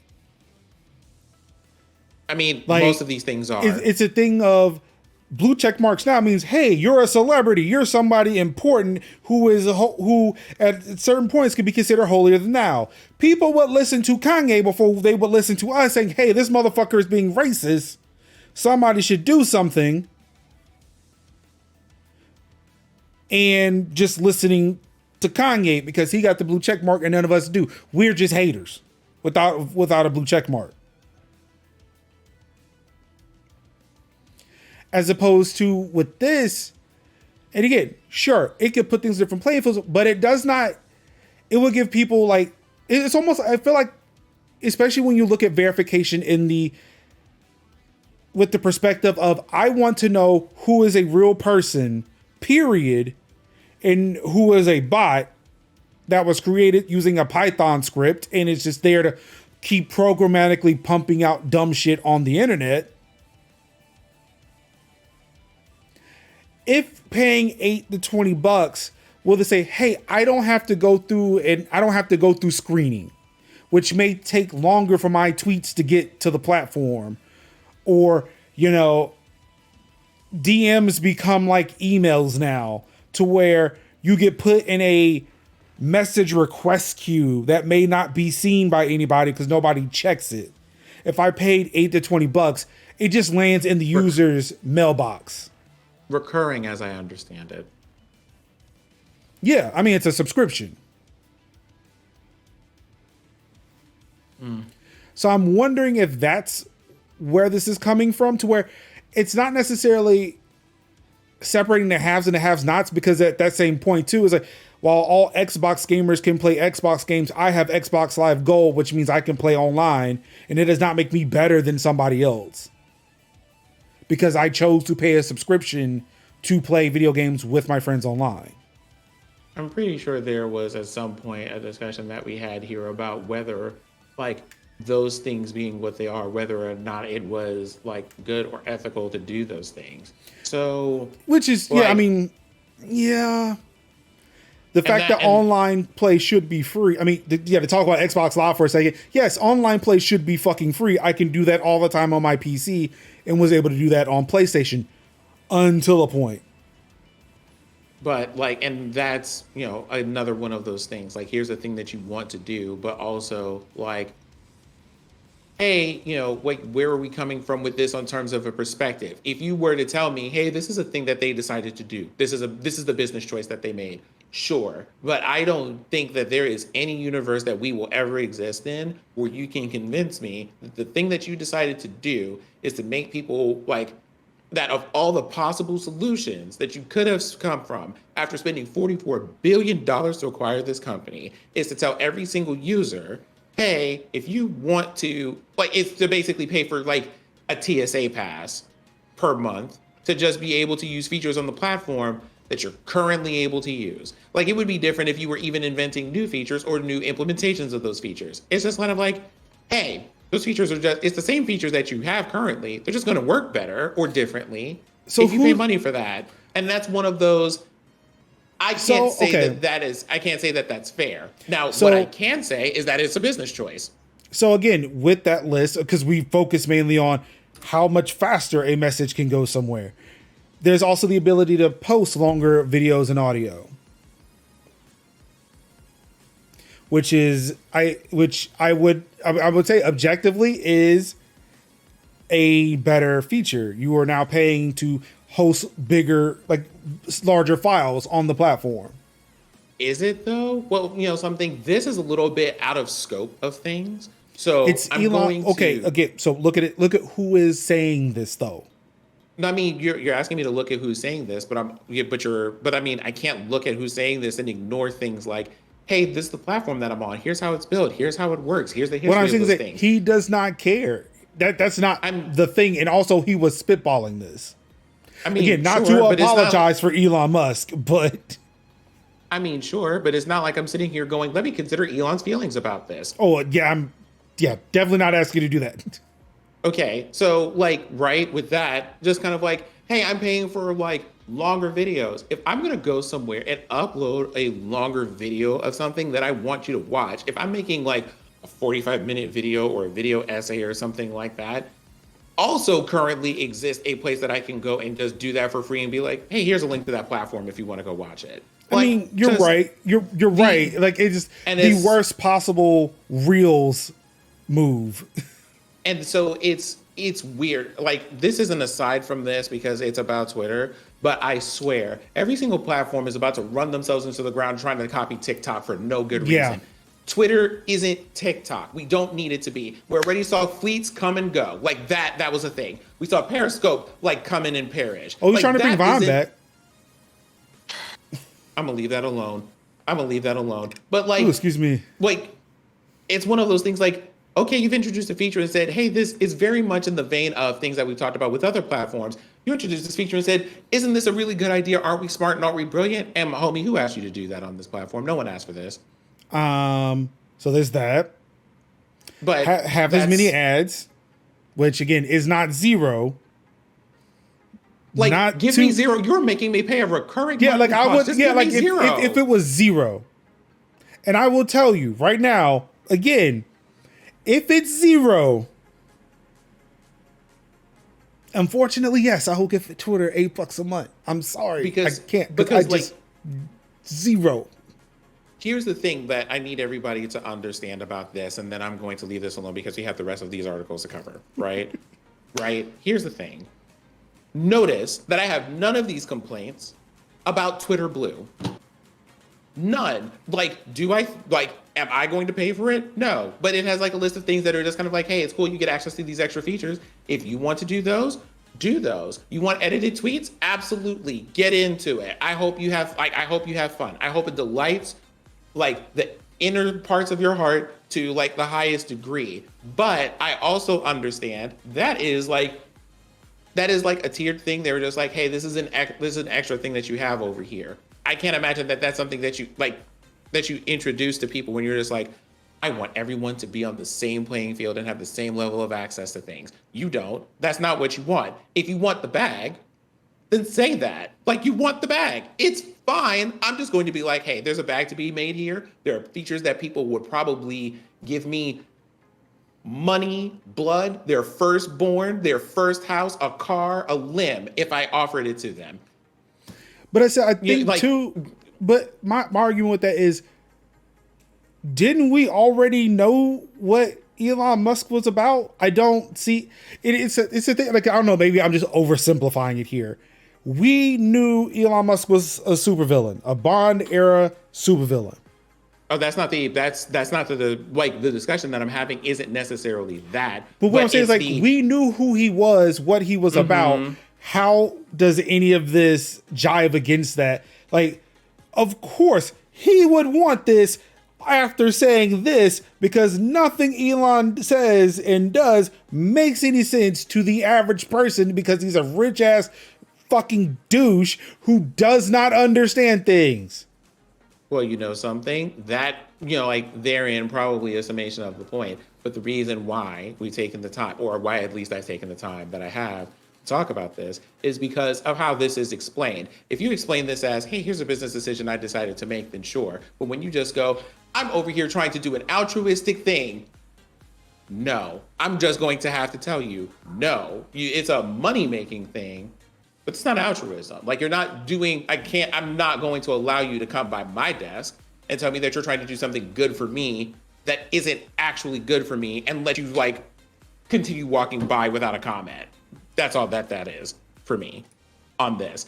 Is it unexpected? No. But are people reading this and going, oh, he's doing something that's good for everybody on the platform. This is the kind of shaking up that every single thing needs, and I'm glad that this happened. Just like the last presidency, I want to add. And then got over here and was just like, ooh, we kind of fucked up over here. And it's kind of like, you think? Which is exactly where we're going to be in about 3 months from now, give or take, if we're not there already. Like, honestly, I mean, well, we don't have to worry about them running out of money, because now it's just a private company. It's just I don't know. It's like, you can't say, I wonder what will happen to Twitter after all this happens, because it will still technically be there until he decides he's done with it. No, it's just like, businesses are going to be businessing, and that's all, like, for better or for worse, that's all that can really be said about it. Because, like, if this was a publicly traded company, then we could see them make the decisions because the shareholders aren't happy. Like, I don't know if I like the decision. Maybe we should have a vote of no confidence. And then Elon changes his tune, which is kind of what he did when the advertisers said that, hey, we may hold out on ads until we see what you're going to do. And then he was like, you know what? Look, I'll walk some of that stuff back. Nah, I ain't mean that. But, and I want to say, like, so look, when I posted this article to Twitter, actually, I don't even know if I posted this one yet, because I think it's still in Buffer's queue. I had mentioned, this sounds great, but I know there's something else. There's another motive here. there's something that we did not touch on, and I'm going to take the time to talk about it now.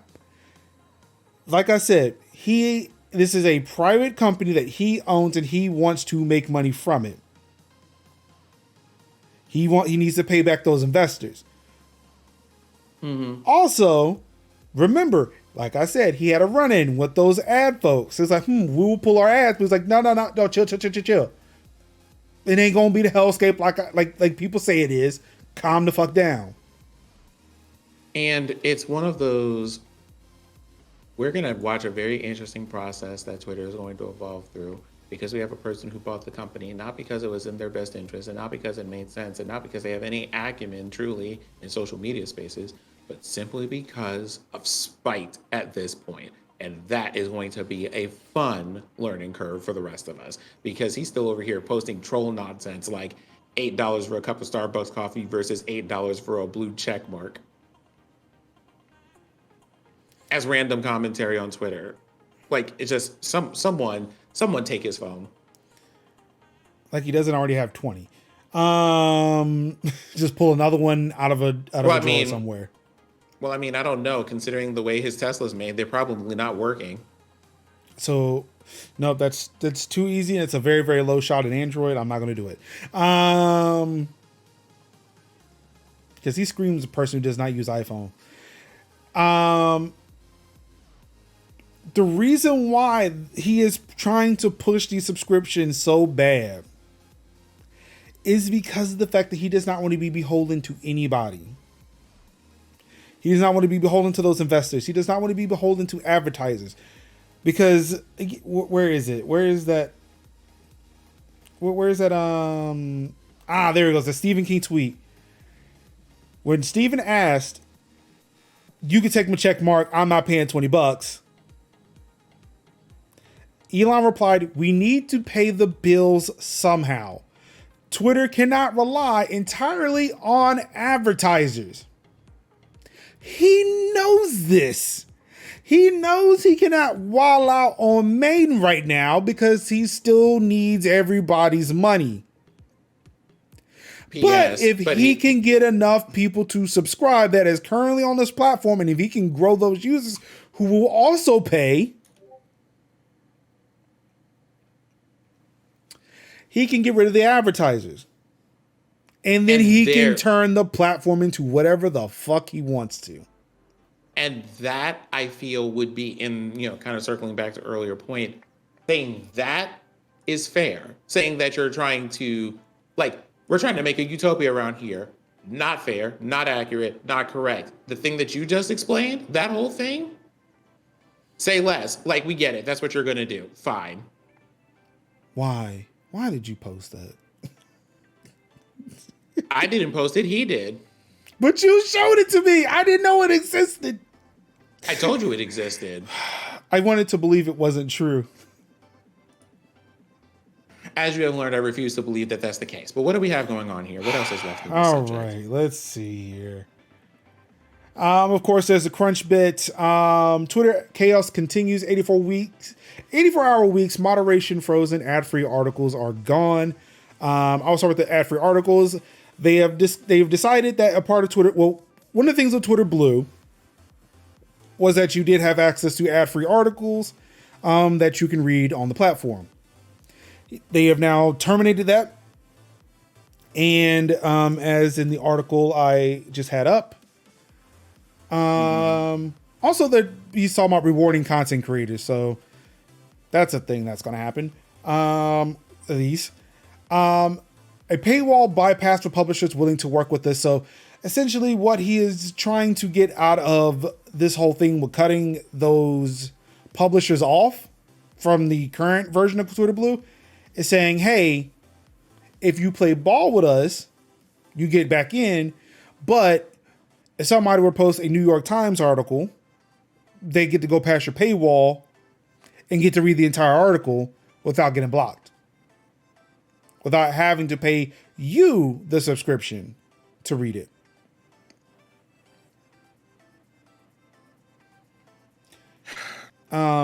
So that's where the ad-free articles stuff is coming into play. I do want to take this little break here. Let's see what Ruin says. Says he Googled it for me to see what phone Elon Musk uses. The Tesla CEO has never, though the Tesla CEO has never openly admitted to using any particular brand of phone, he has often mentioned the iPhone or iPad on several occasions. During his interviews from this, one can gather that he is in fact a fan of the iPhone, whichever version that may be. That's a bummer. Of course, we talked about the moderation tools being frozen, which leaves us with 84-hour weeks. So that's 12 hours a day, every day, while he's forcing people to crunch. I want everyone to be aware at this moment, if you are in shock for any reason about like the idea of working 12-hour days every day. That's for 7 days. I had to do the math real quick. Yeah, like every day, right? If we're like in shock and horror about this and being like, this is terrible and everything else, I want y'all to know this is happening in Tesla right now. So bring practices over here. Again, part of a pattern. It is a thing where I am disgusted that that is a thing that is now happening to people who didn't previously experience that, because I am sure they are sick with worry and are in fear of everything. But these people are working. They have no idea what changes the company has. They have the threat of unemployment looming over their heads. And they have a person who is taking full advantage of that fact and may decide after whatever amount of work they've done, you know, hey, your work wasn't up to par and you have to go, or your work was brilliant, but I'm going to have to lay you off anyway because it wasn't brilliant enough. Either of those options. That's what we're looking at here. So CNBC reports that Musk is demanding that managers work 12 hours a day, 7 days a week in order to hit tight deadlines for changes. He's using the threat of 50% layoffs to bully staff into complying. Managers, so this is coming from CNBC. Managers at Twitter have instructed some employees to work 12-hour shifts 7 days a week in order to hit Musk's aggressive deadlines, according to internal communications. The sprint orders have come without any discussion about overtime pay or comp time or about job security. Task completion by the early November deadline is seen as a make or break matter for their careers at Twitch. It's disgusting in every single possible respect. Like I said, I'm not sure if it was in any of these articles, but there were reports of people being asked to print out code, like print it, and then apparently someone like, wait, why are we printing it? We could just show it to you on a monitor. We're wasting paper. To where they were ordered to then shred the code.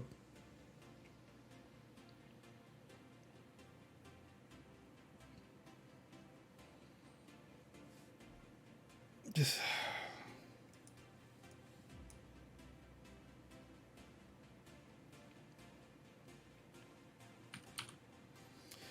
Let's see. But no one wants to work, they say.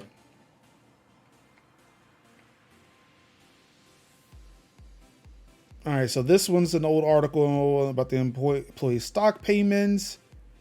Trump won't be back during the midterm, so that's a plus. Edit button will reportedly be free for everyone. And a paywall to video plan, which we talked about before. So this is an old one too. And that's it. That was this week in Twitter.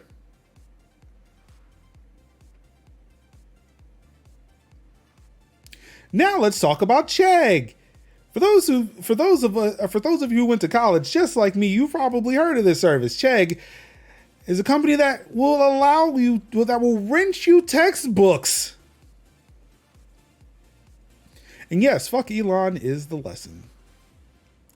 Chegg is an online service that will rent you textbooks for school, does not charge you a dime, and all you gotta do is just send it back. Send the books back. It's great. It's fantastic, and it's a good option for students. Except when the FTC says that ed tech company Chegg exposed data belonging to 40 million users, including religions and sexual orientation.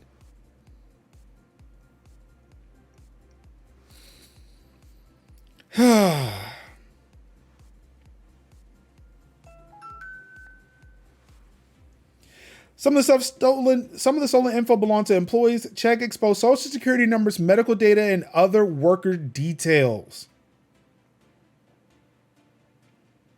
I'm sorry, missed this part. Among the violations, the company reportedly exposed sensitive information for roughly 40 million customers in 2018 after a former contractor used their login to access a third-party database. The content included names, email addresses, passwords, and even content like religion, sexual orientation, and parents' income ranges. The info eventually turned up for sale through the online black market. The FTC further alleges Chegg failed to use commercially reasonable safeguards.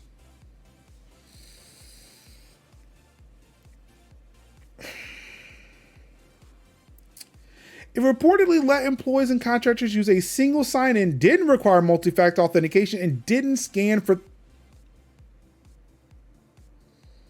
The firm stored personal data in plain text and relied on outdated and weak...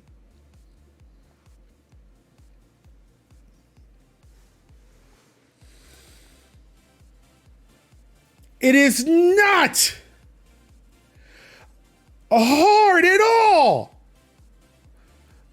to not do any of this.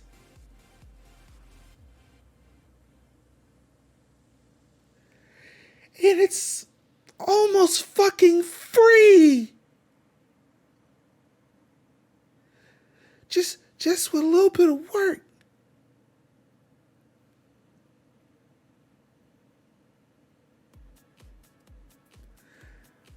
Like, why are you storing shit in plain text?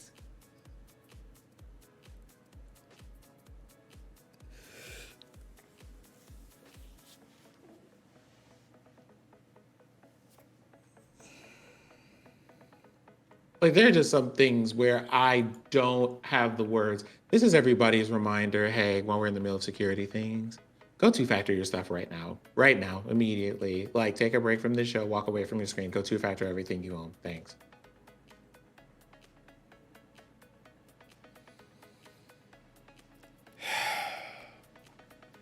In a statement to Engadget, Chegg says it treats data privacy as a top priority.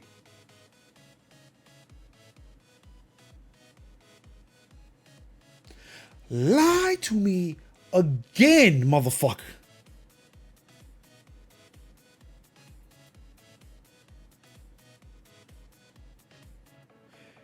Chegg worked cooperatively with the Federal Trade Communication on these matters to find a mutually agreeable outcome.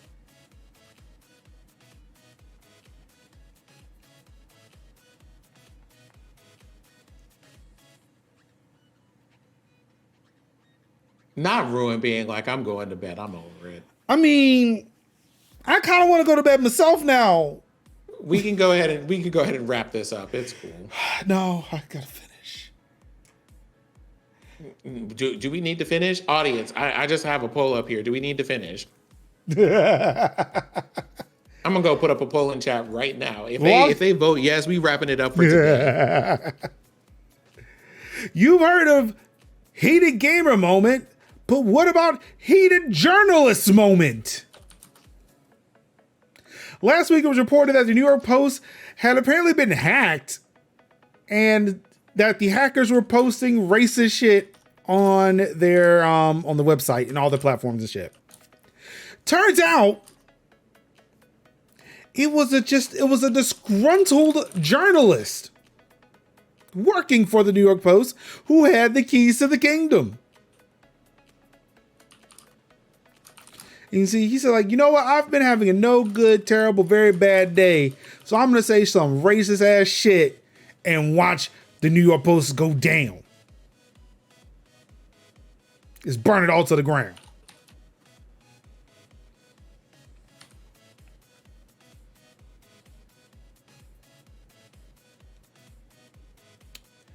The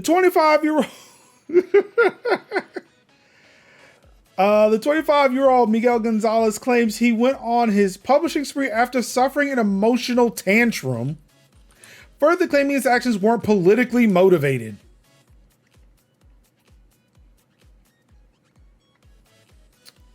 Among the things Gonzalez posted on October 27th were fake headlines calling for the murder of President Joe Biden and House Representative Alexandria Ocasio-Cortez. Quote, I let my stupidity get the best of me.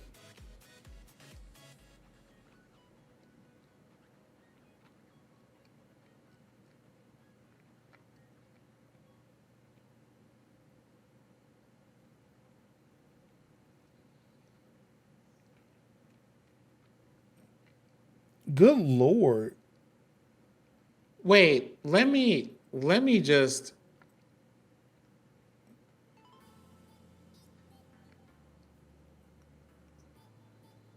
It is always the most annoying and upsetting thing whenever I read an article where someone says, I was just having a moment, I was just having a struggle, and I said some things that were out of pocket. And I am an old man, chat.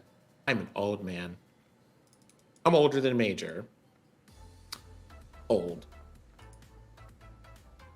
In all of that time, you want to know what I have not done from the time that I knew what words were and what they meant? I've never had an outburst that had me go in a public setting where I had any influence or any responsibility or any of that. Anybody should be like murdered, assassinated, any of those things, right? It has never happened. It has never happened. Like, I can't believe that this happened. Also, not politically motivated. You post a president, a vice president, a former president. Not politically motivated, though. At least he had the wherewithal to say, I should be fired. Because, yeah, you should.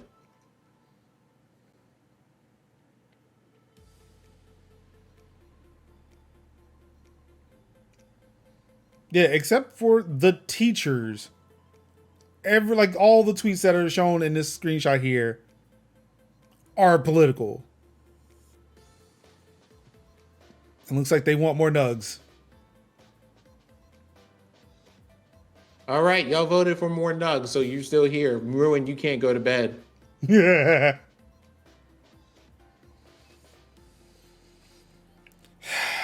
Now, in a little bit of good news, because it's throwing shade at Meta.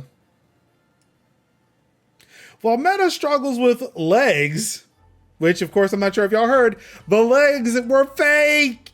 They were fake legs.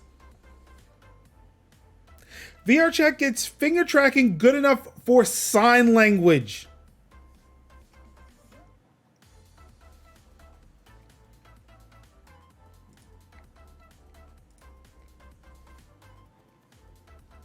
And maybe Sin could tell us what's being said here. Oh, never mind. It apparently has the translation.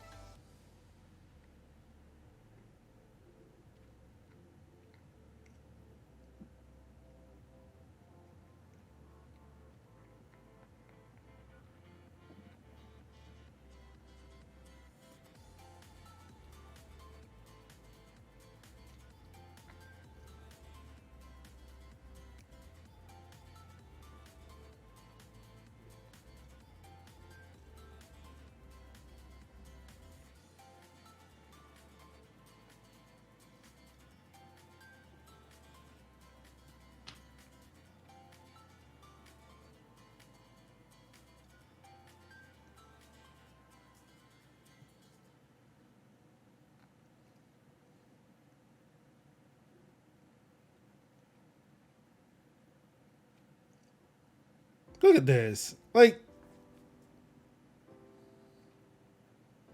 Who needs the metaverse when you have VRChat?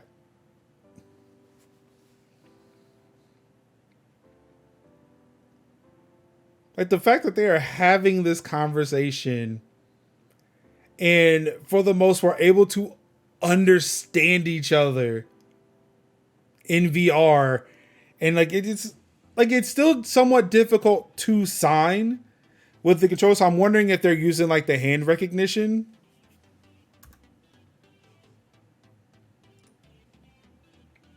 Go away, controller.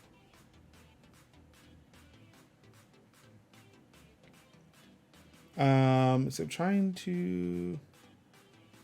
Yeah, so since it's a finger tracking feature.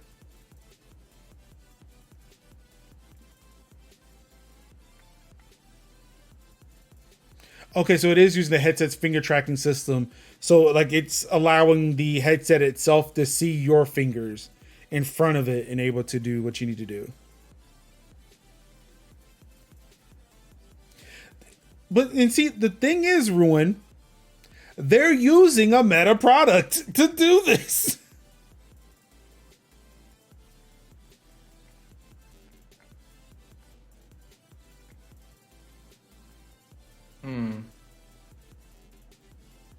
But yeah, as Ruin said that people were mad at VRChat and that's long. Yeah, like Ruin said, like they had removed the mods in that game, which kind of made some people upset. But yeah, like people using Meta's technology, or sorry, for Ruin, Facebook's technology to do what Facebook can't. So is that what it relies on? VRChat uses the same like the same headset, the Meta Quest 2. The same headset I got over there.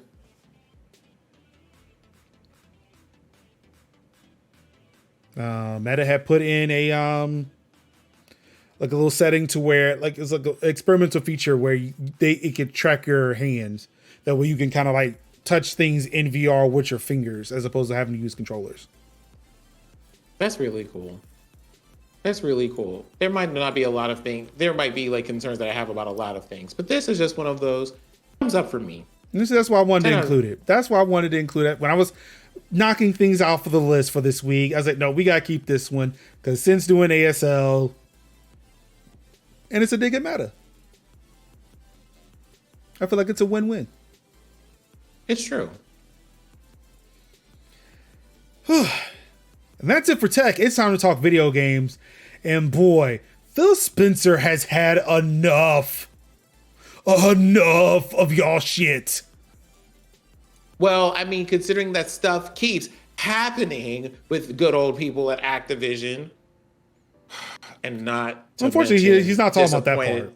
He's not talking about that part. But disappointing things with Square Enix today while we're here. But yeah, I saw that. Mm-hmm. But we knew they were going in that direction. They told us as much. Well, the thing is, they did that, and then people got upset about it, and they took like a step back, and we're just like, "Whoop, you okay? You know something? Never mind." Only to then be like, "Ah, we just playing." Quick, the mods are asleep, and I'm just like, "Why?" Y'all are so foolish for no. Oh my god! But okay, whatever. Funny, Ruin is talking about ruining things. Phil Spencer calls investigations of Activision deal warranted, still confident it will happen. Xbox head Phil Spencer believes that the various investigations from regulators across the world over the Activision Blizzard acquisition are fair, but he's confident the deal will go through. With a deal as big as the one Microsoft is trying to go through with, it's unsurprising that it will come under some scrutiny. The UK's Competition and Markets Authority is concerned whether the deal will lessen competition, so there are still questions over whether it will go through or not. In a recent interview at the Wall Street Journal Tech Live event, though, Spencer said that investigations were warranted. This motherfucker said, you know what? We get it. We ain't got shit to hide. We think it's going to be okay. Do what you got to do. It's all good, baby.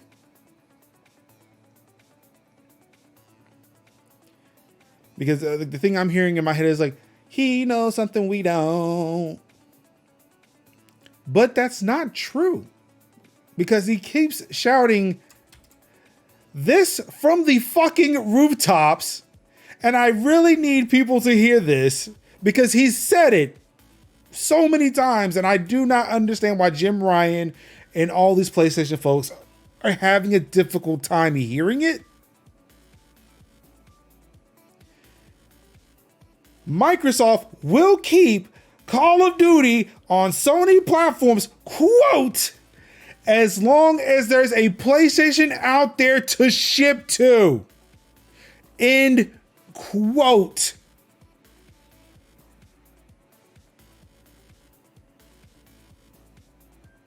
Phil said, I am the dude. What are y'all complaining for? You will get Call of Duty. I am not making this console exclusive. We don't even care about this bullshit. We want King. Which, by the way, I removed that article, but King is actually doing a 500 drone ad in New York City right now, or this evening.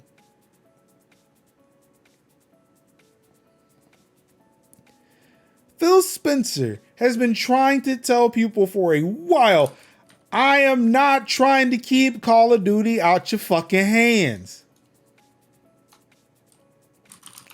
Of course, what everybody's fucking afraid of is if he puts it on Game Pass, then people just switch to Xbox and Game Pass and will leave Sony alone. Like, why would I need to buy this on Sony when I can get this on Xbox and effectively for free?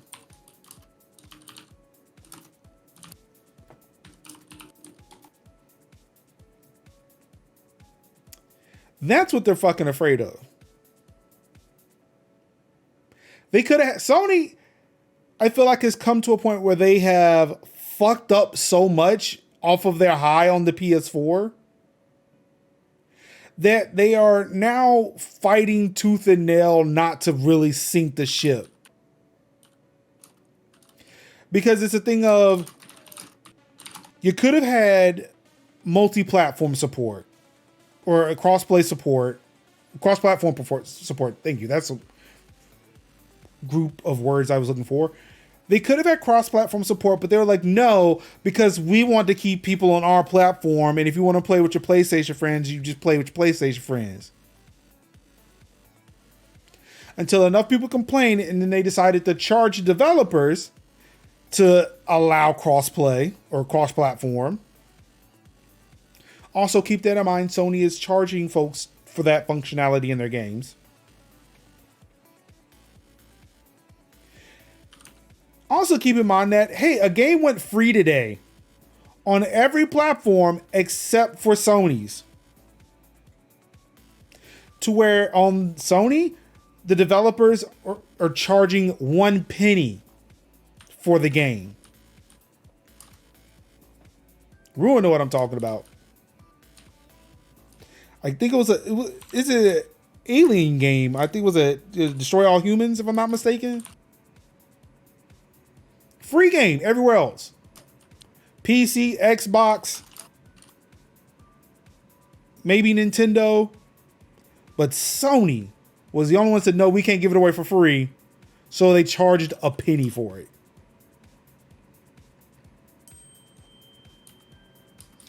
Oh my goodness. Stop texting me. I am not. There need to be election laws that say do not text somebody at fucking 10:22 at night. Just like, don't the polls close at 6, friend? Like, and it's not like it's a national election. It's not like I'm voting for president and somebody in California texting me right now. This is a fucking Senate election. You are texting me from North Carolina. What the fuck? Oh, it's 2 cents. Oh, so it must be tax. I don't know.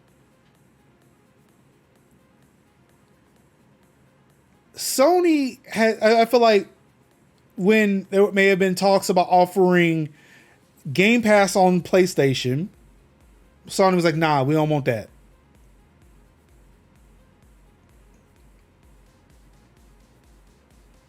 But see, Sony's ended up being too much like Sony right now. The MLB forced them to sit there and say, no, you're giving a baseball game to Xbox. to where Xbox promptly put it on Game Pass as a fuck you. But Sony don't want to talk about that. Have you lost console sales when Xbox put MLB The Show on Game Pass?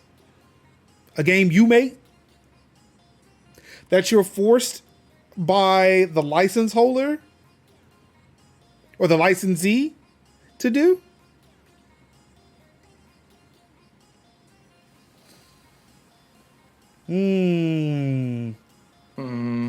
Something ain't smelling right. My dog. And like, it's a thing too. Like, yes, I know I specifically talk a lot about Microsoft, and it's very odd. Damn it. And now I just realized I did not turn the pot back on. I can tell you they lost at least one console sale. My friend didn't get a PlayStation because it was on Game Pass. The baseball game? Your friend did not buy a PlayStation because the baseball game was on Game Pass. Wow.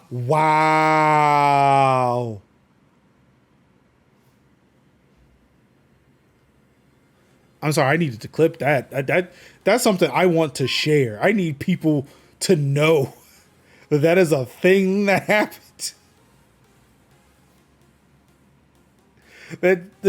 Or am I doing a bad thing and it's possibly making an argument for PlayStation? See, we know one person did not buy a PlayStation because we had to offer a game on Game Pass.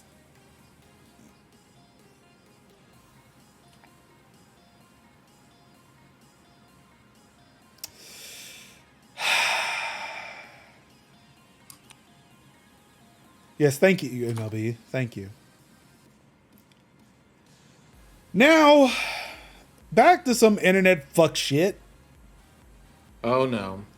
Developers decry Call of Duty fan who turned up on studio's doorstep to protest a Modern Warfare 2 ban. Can we talk about the Modern Warfare 2 ban? Do we have I don't remember if there was a reason for them having the ban.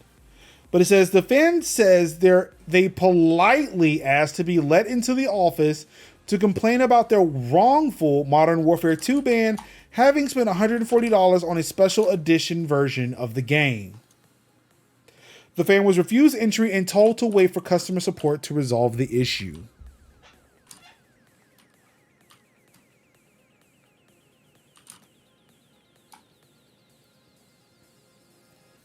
Putting aside the fact Activision Blizzard's Texas office is largely devoted to games like Overwatch and Diablo rather than Call of Duty, numerous developers have strongly criticized the fans' decision to turn up on the studio's doorstep and seek entry at all.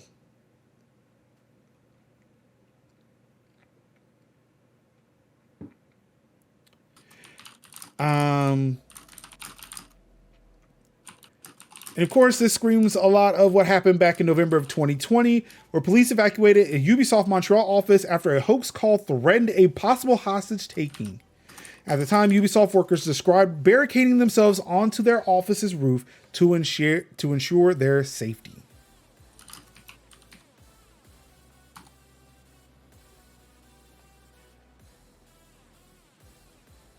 What the actual fuck, man? Like, I'm gonna move this up. Because let's talk about other shit with the internet just feeling like they're entitled to everything. Pokemon Go community manager receives violent threats as game's Bluetooth accessories were briefly disabled.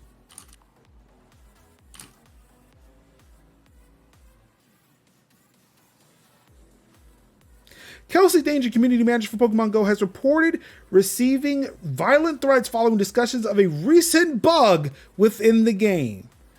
Fixing the bug involved Pokemon Go developer Niantic briefly disabling the game's Bluetooth device support used by auto-catching accessories such as the officially licensed Go Plus device and unofficial Gacha wristband. Support for these gadgets was re-enabled this morning. This is November 1st. Following a weekend of fan fury directed at Danger. You know, the person who's not fixing the issue or is a developer in any sense.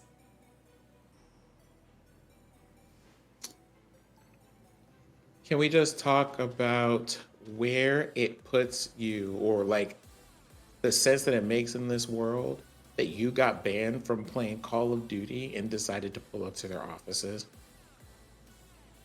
Do you have any idea how many games with guns exist and you decided to pull up at the developer spot for this?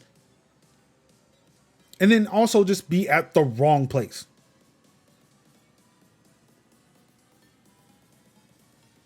Just nowhere near where you were supposed to be. Or nowhere near where you thought people were.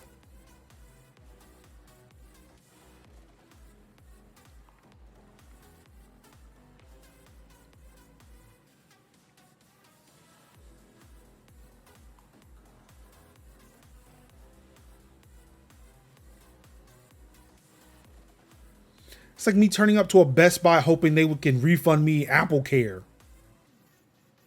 Like, the amount of sense that this makes is none.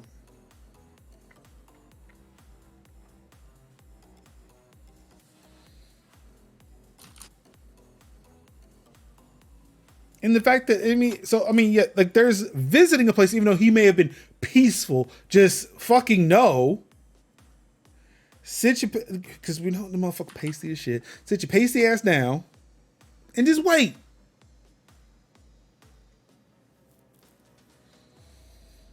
But even then, like, even for those motherfuckers who don't go anywhere, to sit there and want to attack somebody who does not make the game.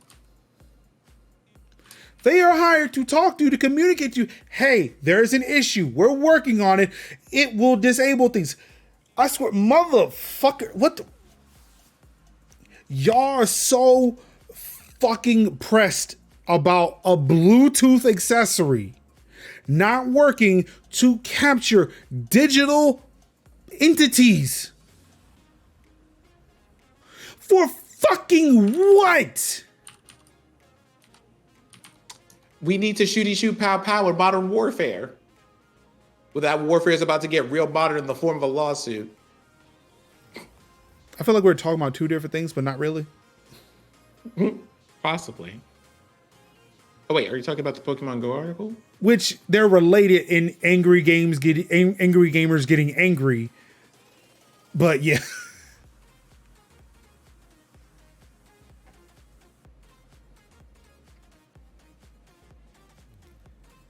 It is the way y'all gamers out here are getting. Excuse me, let me not generalize. It's whether it's some No. We can just go ahead and say gamers. Gamers TM is how we distinguish those people. That's right. Thank you. Yes, the way that some of the gamers TM are out here just acting like entitled pieces of shit. What do you mean acting? That's right, because they are. They are entitled pieces of shit. Expecting everything to be handed to them. Like, you do not demand a special level of service because you decided to put down nearly $200 on a fucking video game. No, fuck you. That was a dumbass decision. Why the hell would you do that? Just why? Do you not know we're in a recession? And clearly, if you've got enough time to go visit Austin, Texas, to go wait at Activision's headquarters, at an Activision building, not even their headquarters, because I'm pretty sure they are based in that Blizzard's based in Irvine. I don't know where Activision is, but the fact that you went to Austin, Texas, to the wrong Activision building, decide you want to wait to talk to somebody in person. Also, I'm going to assume, too, that you probably consume a lot of Gamers Nexus videos. Because this does scream of Gamers Nexus, too. Who, I mean, let's face it, does look like a Gamers TM.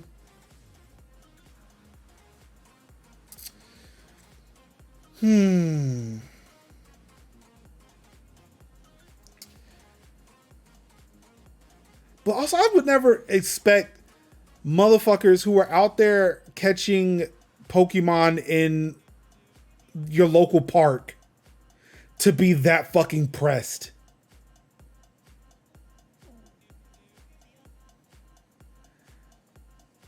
Don't put the... But he literally went to Newegg's headquarters.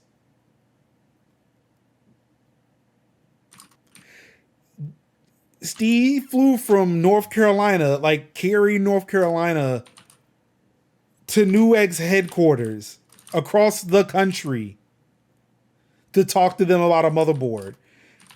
Now, while he's a celebrity of sorts, no, I do not think he was invited.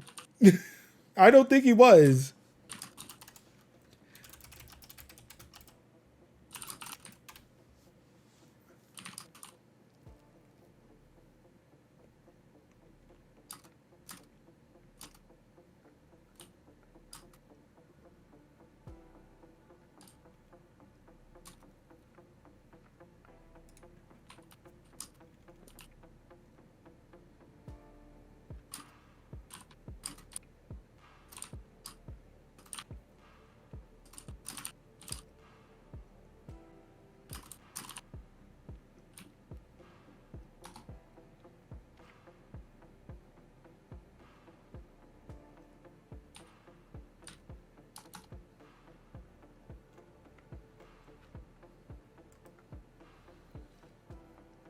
He may have had an appointment. I'm not see. I mean, it's probably in a video, and like I don't have the time to watch the video. But like I will say that if there is a real possibility he may have been invited. I don't know.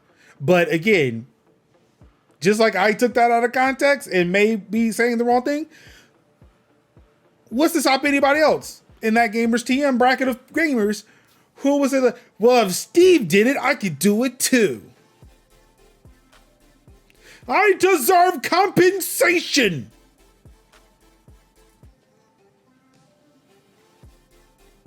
Well, listener, enough? Are you wanting to add another thing to your backlog because you couldn't finish the things that you currently have on there? Is not firing ability your favorite digital medium causing you abject and panic? Are you not able to Pokemon Go outside or go any further? Well, we have news for you. Call 1-800-MAJOR-LINKS for compensation today.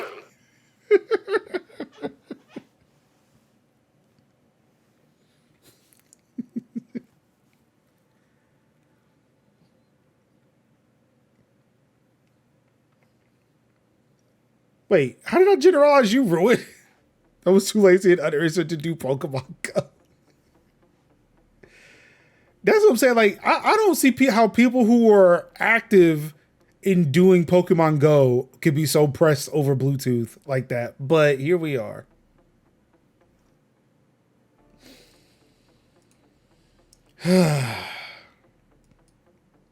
Look, that's at Gamers TM who watch Gamers Nexus. Look, if I said something wrong, yes, call me on my bullshit. But I could have sworn I was about Gamers TM watching Gamers Nexus. You did. I thought so. Like, again, I try to be very intentional. Time to distinguish. See, that's important. Words have meaning. And we have to meet at a Wendy's. Oh, I would have liked to have gone to Carl's Jr. so I can have my phone confiscated. You know, all of my work is on it.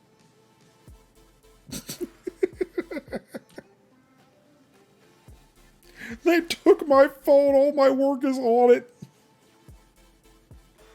And they told me not to talk about it. My joke's on them. Sorry, my Mike Lindell is terrible. You know something? It's fine. So where are we now? PlayStation VR 2 launches in February, specifically February 22nd, for those who are looking for a birthday present for me, at $549.99. Also, as a part of this birthday present, I will also need a PlayStation 5. Just putting that out there.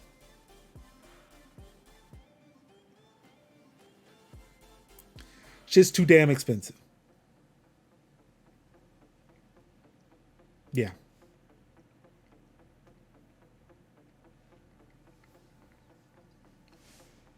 Only wanted to include this so that way y'all can see what I want for my birthday and, you know, give me the thing for my birthday. All right. In streaming news, hi, hello, I am your streamer, your content creator's favorite IT guy who also streams on Twitch, Major Linux. On this channel, I talk a lot about Game Pass. I think that it is, you know, the best deal in gaming, and apparently, as anecdotally been shared to me, it is a very influential platform that will get people to buy more Xboxes. Which is why I'm pleased to say here that I would love for you all to sub to the channel. And if you do sub to the channel, and, you know, I would just say sub to Sin's channel, you can get free PC Game Pass for 3 months. Just by subbing to me and to Sin, 3 months of Game Pass.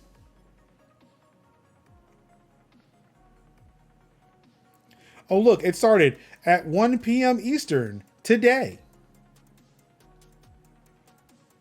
Get yourself some free Game Pass. Well, free Game Pass. Yes, please do. Sub to our channels and get free Game Pass. Twitch is partnering with Xbox. Seriously, don't sub to my channel. Twitch doesn't need any of your money. But they get Game Pass. I don't know. Twitch is partnering with Xbox this week to give away 3 months of PC Game Pass subscriptions when you purchase or gift 2 new Twitch subs. The free PC Game Pass offer will give new subscribers access to the service, which includes titles like A Plague Tale Requiem, Persona 5 Royal. I'm not sure why this is Persona 5, but this is also The Verge. And Microsoft's first-party games like Halo Infinite, Forza Horizon 5, and Sea of Thieves.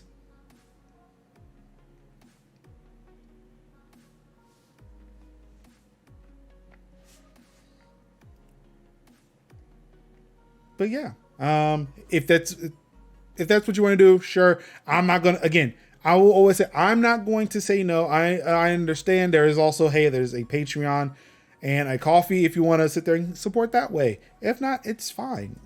As I have mentioned before, I am one of those folks who I'm glad that I do have a 9 to 5 or technically an 8 to 5 that pays the bills. That way I can sit there and create content on my terms, to where I don't feel the need to ask for that monetary support. I know that there are people who do need that. This is their livelihood. So, hey, if they're asking for the support, keep this in mind, at least for this week. You can get 3 months of Game Pass if you subscribe to a new content creator who definitely needs that help, love, and support on the platform. Also, another article that I cut, but should be mentioned too. Game Pass is profitable, just so you know. It's not hitting the targets that they want, but Game Pass is profitable. Unlike the Twitter platform. Wow. Well, it doesn't have to be now. It's his pet project.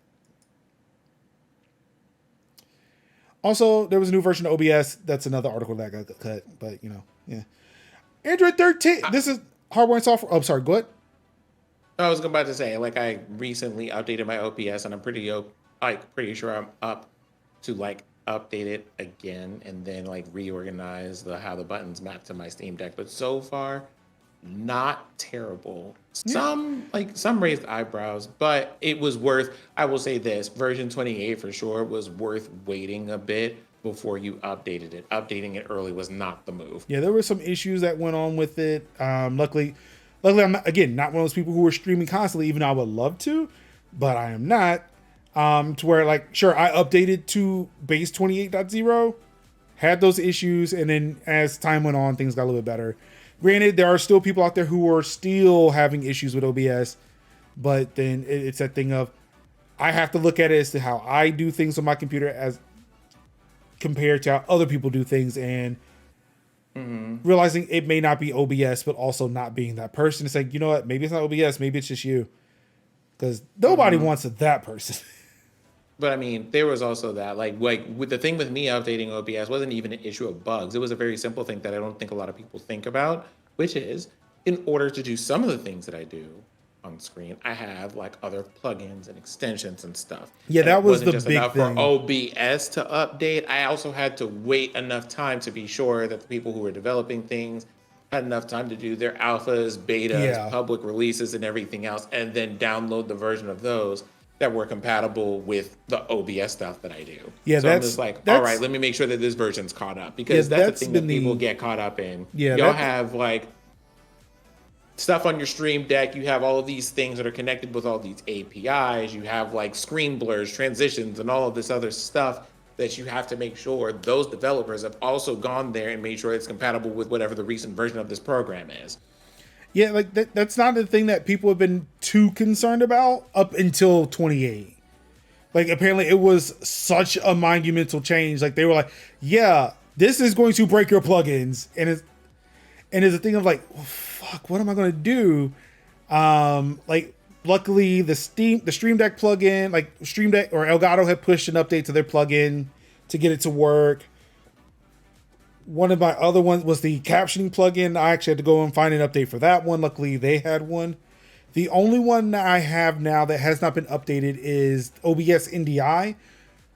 One, I'm not using it anymore, but I need to go and remove that. I think I need to go in and remove that plugin so I can stop getting that one error message that always shows up when I launch OBS. But because I launch it once or twice a week to do a thing, I don't think to remove it then, because like I gotta hurry up and do the thing. But eventually I will do this on like, well, not this Saturday. I've got things to do, but I will catch it like on a weekend. Whereas, all right, now I've got time to do the 30 seconds worth of work needed to make the prompt go away. But yeah. Android 13 is now rolling out to the Galaxy S22 in the United States. So those who are rocking those sweet Galaxy S22 devices, get some updates. Bam, bam, bam. Young says he's no Android 13 yet. Hopefully by mid-November. And that's the thing too. Like it's the one thing where, and I talked to Anka about one specific Twitter user that follows me, and we have some discussions. I'm sure some people may have seen these spill out into the streets sometimes. To where I was like, this dude's kind of intense, isn't he? To where like at one point I asked like, why is it that cell phone providers here in the US have to certify updates for phones that don't begin with iPhone? Why is it that when Apple releases an iOS update, I can update my iPhone the second they flip the switch, whereas with any Android phone, no matter who I bought it from, I have to wait till my carrier approves it. Luckily, I found a way around that, especially if I have a very popular, well-to-do phone. And granted, this has been happening recently, is that I can join the beta program for these phones and then get the betas, which normally come with the release clients, which are normally the final code. And I will have them at launch as well as having to wait for my carrier to approve it. And of course, I was fed some shit like, well, the carrier's got to test it. I was like, well, I don't understand how iPhones skip this, because they're also using the same carrier networks that my Android phone are using. How do they skip it? Why can't Samsung or Google do this? They're as big, if not bigger than Apple. If we're talking about their phone division, well, no. Shit. I still feel like Apple, at least Google and Samsung should be able to bypass this shit, but here we are. Yeah, indeed, here we are.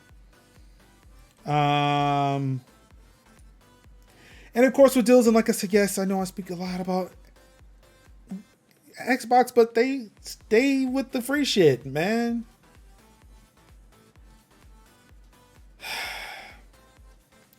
Ruin, it doesn't matter. You're not on Twitter. You're not on Twitter, Ruin. So it would. I could tell you, but I look, Ruin. I'm looking for that too.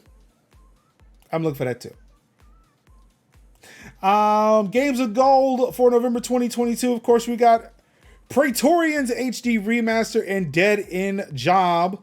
Of course, Praetorians live right now, November 1st through the 30th, and Dead End Job coming through November 16th through December 15th. We love that for us. It's a great thing.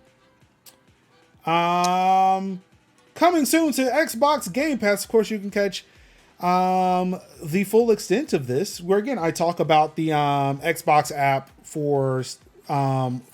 technically for Linux, but hey, it works on Steam Deck. Also, I said I was going to support that developer. I did. I sent them $20. It's like, look, I will pay you more, but I got bills to pay. I might pay him again. Just cause I will pay him an Xbox Series. I will pay him an Xbox Game Pass Ultimate subscription, just for what he did, for what this person did, what their team did. Because oh my God, it's just the one thing I asked for, and they had it open source. Gotta love it. But yes, I talk about that and what's coming up in Game Pass on This Week in Game Pass, so definitely check that out. But yeah, my favorite game, one of my favorite games that released in 2022 in early access, but is now available in GA in 1.0 state or in general availability, Vampire Survivors. Originally was only a PC title, is now coming to Xbox and is going to be on Game Pass on Xbox November 10th. I'm gonna tell you something. If you are not playing Vampire Survivors, oh my God, devote some time. You will get, like, it may seem like it's a slow thing at first, but once you start getting them powers and you start feeling powerful, you're gonna lose time. I'm gonna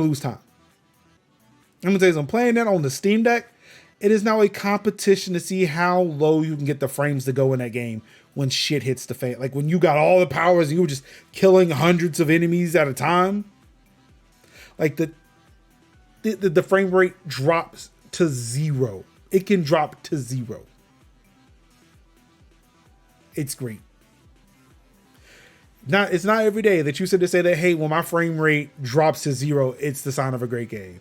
But with Vampire Survivors, it's the best. You get doing something right. Of course, Return to Monkey Island, Football Manager 2023 for console and PC, which I'm confused how the console edition is also on PC, but I don't know. I don't get it. Maybe the console version has better controller support, but there it is. Ghost Song Pentiment, Tian Ding, I hope I'm pronouncing that correctly, Somerville, and 2 more Walking Dead titles. So definitely go check those out. Those for the first half of November. And let's see, is anything leaving? Yes, Football Manager 2022 is leaving. The Art of Rally, Fate Tactics, Next, Space Rebel, One Step from Eden, Superland, and Subnautica. Apparently, they forgot to mention that in the video. So I don't think, they forgot to mention that earlier this week. So that's not in the video. So exclusive content right here.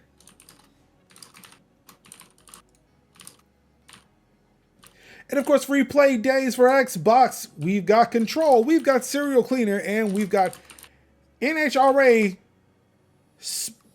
Championship Drag Racing Speed for All.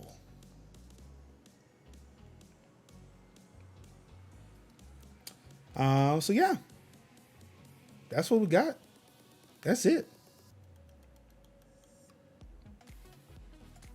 It's all the news that was fit to talk about. I would say print, but didn't print any of it. So Sin, good sir, what do you have going on this weekend? Well, this weekend I actually do have something going on. So with the good people with the D&D Jordan Lee crew, we are going to be raising money for Color of Change. So if you like doing things for Black people, especially Black people who are incarcerated for terrible reasons and or other like varied community development things, you can be there for those things. And I will be playing tabletop games for like 2 days this weekend from 4 to 7 on Saturday and Sunday.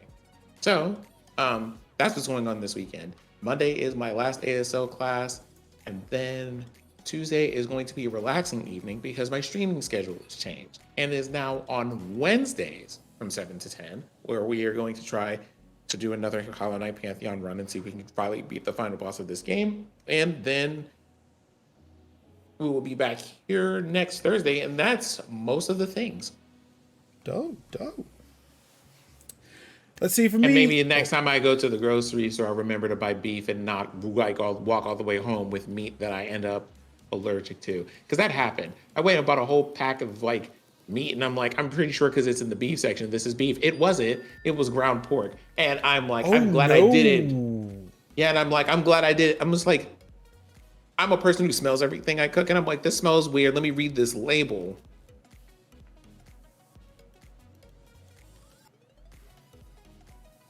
Hate to see it. Really do. You really do. Hate So to see it. that was a thing. Let's see for me. I'm also raising money this weekend. Well, I have not put much effort into it because one, I was supposed to be out of town this weekend, but I'm not. I am here. So I decided, you know what? I am going to do the bare minimum that I can do for Extra Life this year. While I do stuff in the community, I was not prepared to do any streaming and stuff for them, but I am going to try to do the 25-hour marathon, which, by the way, clocks get turned back this weekend. So you get an extra hour of sleep, but for me, I don't. So yeah, I will be doing Extra Life 25-hour marathon this weekend. Thinking about doing Truck Simulator. Might look into what the laws are for driving trucks.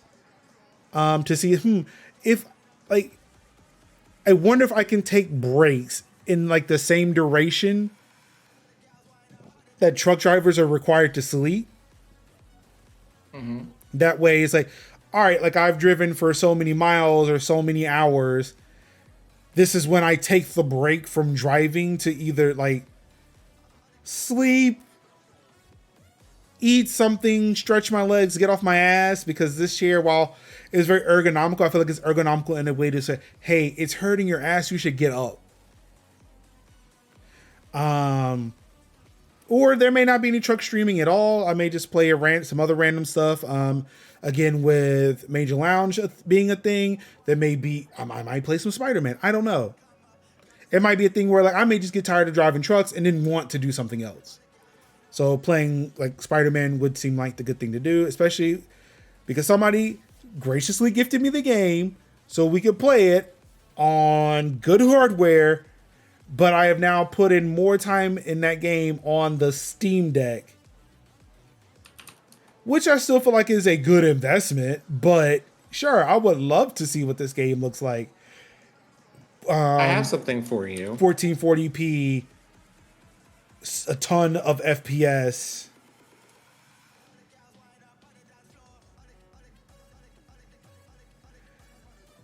Unfortunately, I don't think I could play that. Why not? That is a PlayStation 5 exclusive title.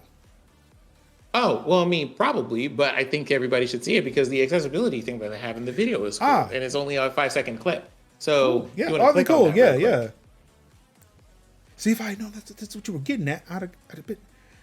Oh yeah, this looks familiar. I've seen this before. Not this particular video specifically, but yes, this looks like something that's out of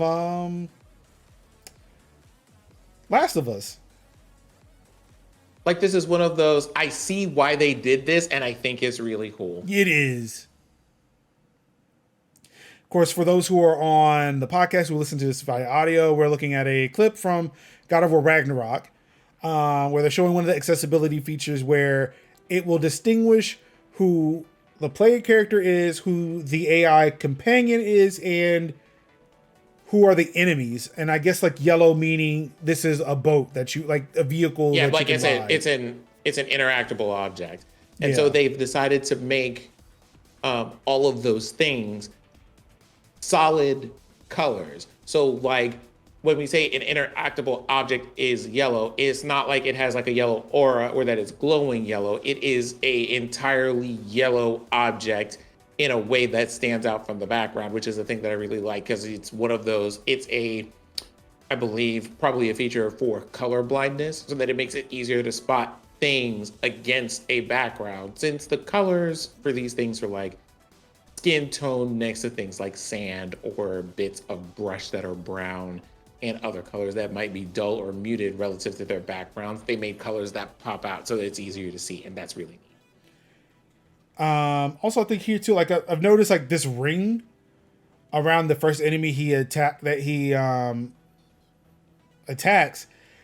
I imagine this ring is letting the user know too that, hey, this motherfucker is coming for you. I think that part is probably like there's a reaction thing that they have with that shield. Good point is too. meant Yeah. to resemble like that's a reaction timer that they have. It's really neat. I love seeing things like this. Things that I'm always going to be happy about in Tech Talk news: accessibility options in games.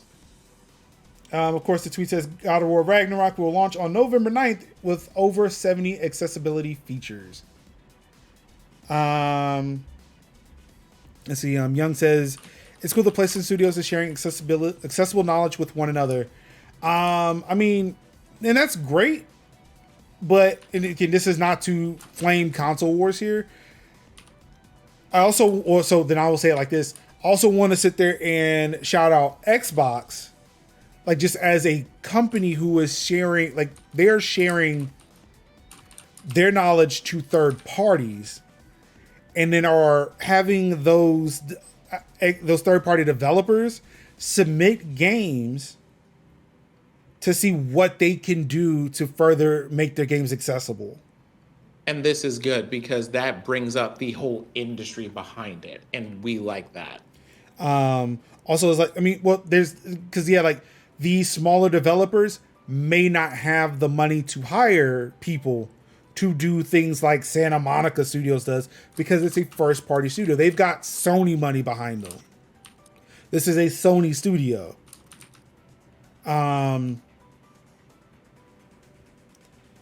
Shit.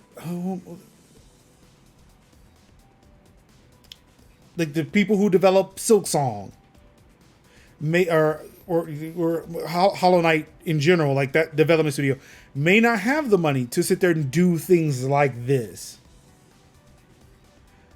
To where it's like they submit their game to Xbox, say, hey, what can we do to make this game more accessible? And they can show them, share some tips, some tricks, kind of consult them on how to make their games more accessible. So, I mean, yeah, you love to see it, whether it's coming from the studios or whether it's coming from the platform holders themselves.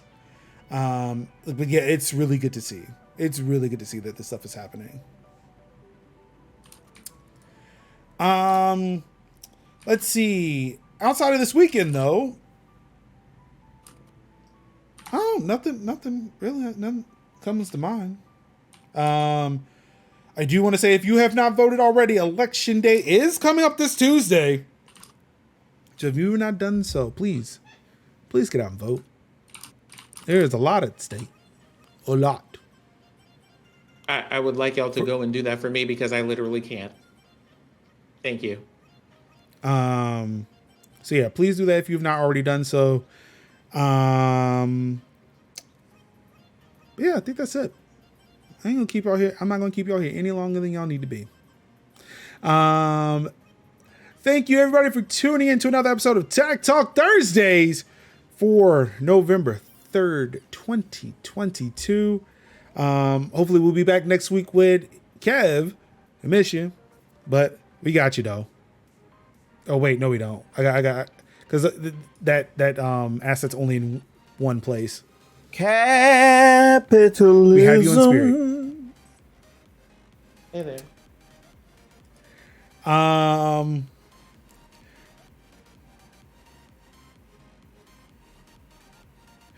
wow, I'm just seeing something about Daniel Radcliffe having to explain himself about why he spoke out against J.K. Rowling.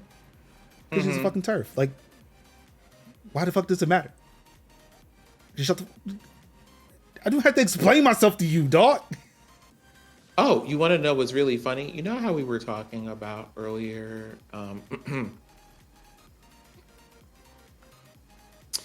We were talking about things related to Elon Musk, and you were saying something about rules that were being altered and things like that for, like, I think, like, for, hold on, what did you have here?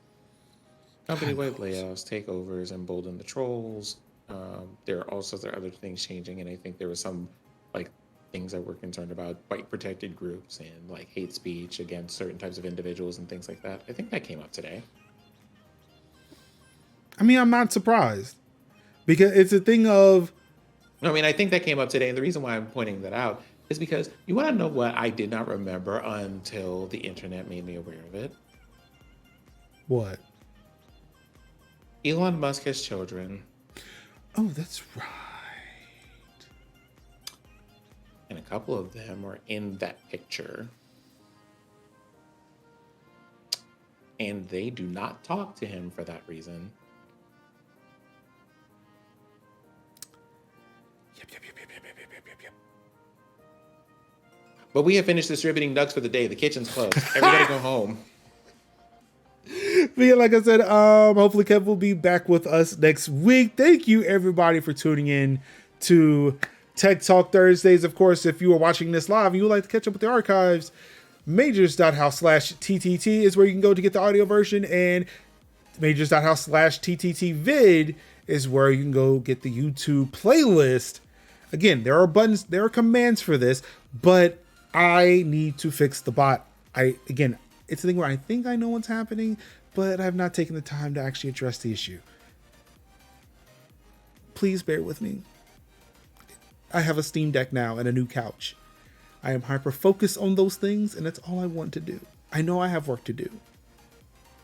I know. I will get to it.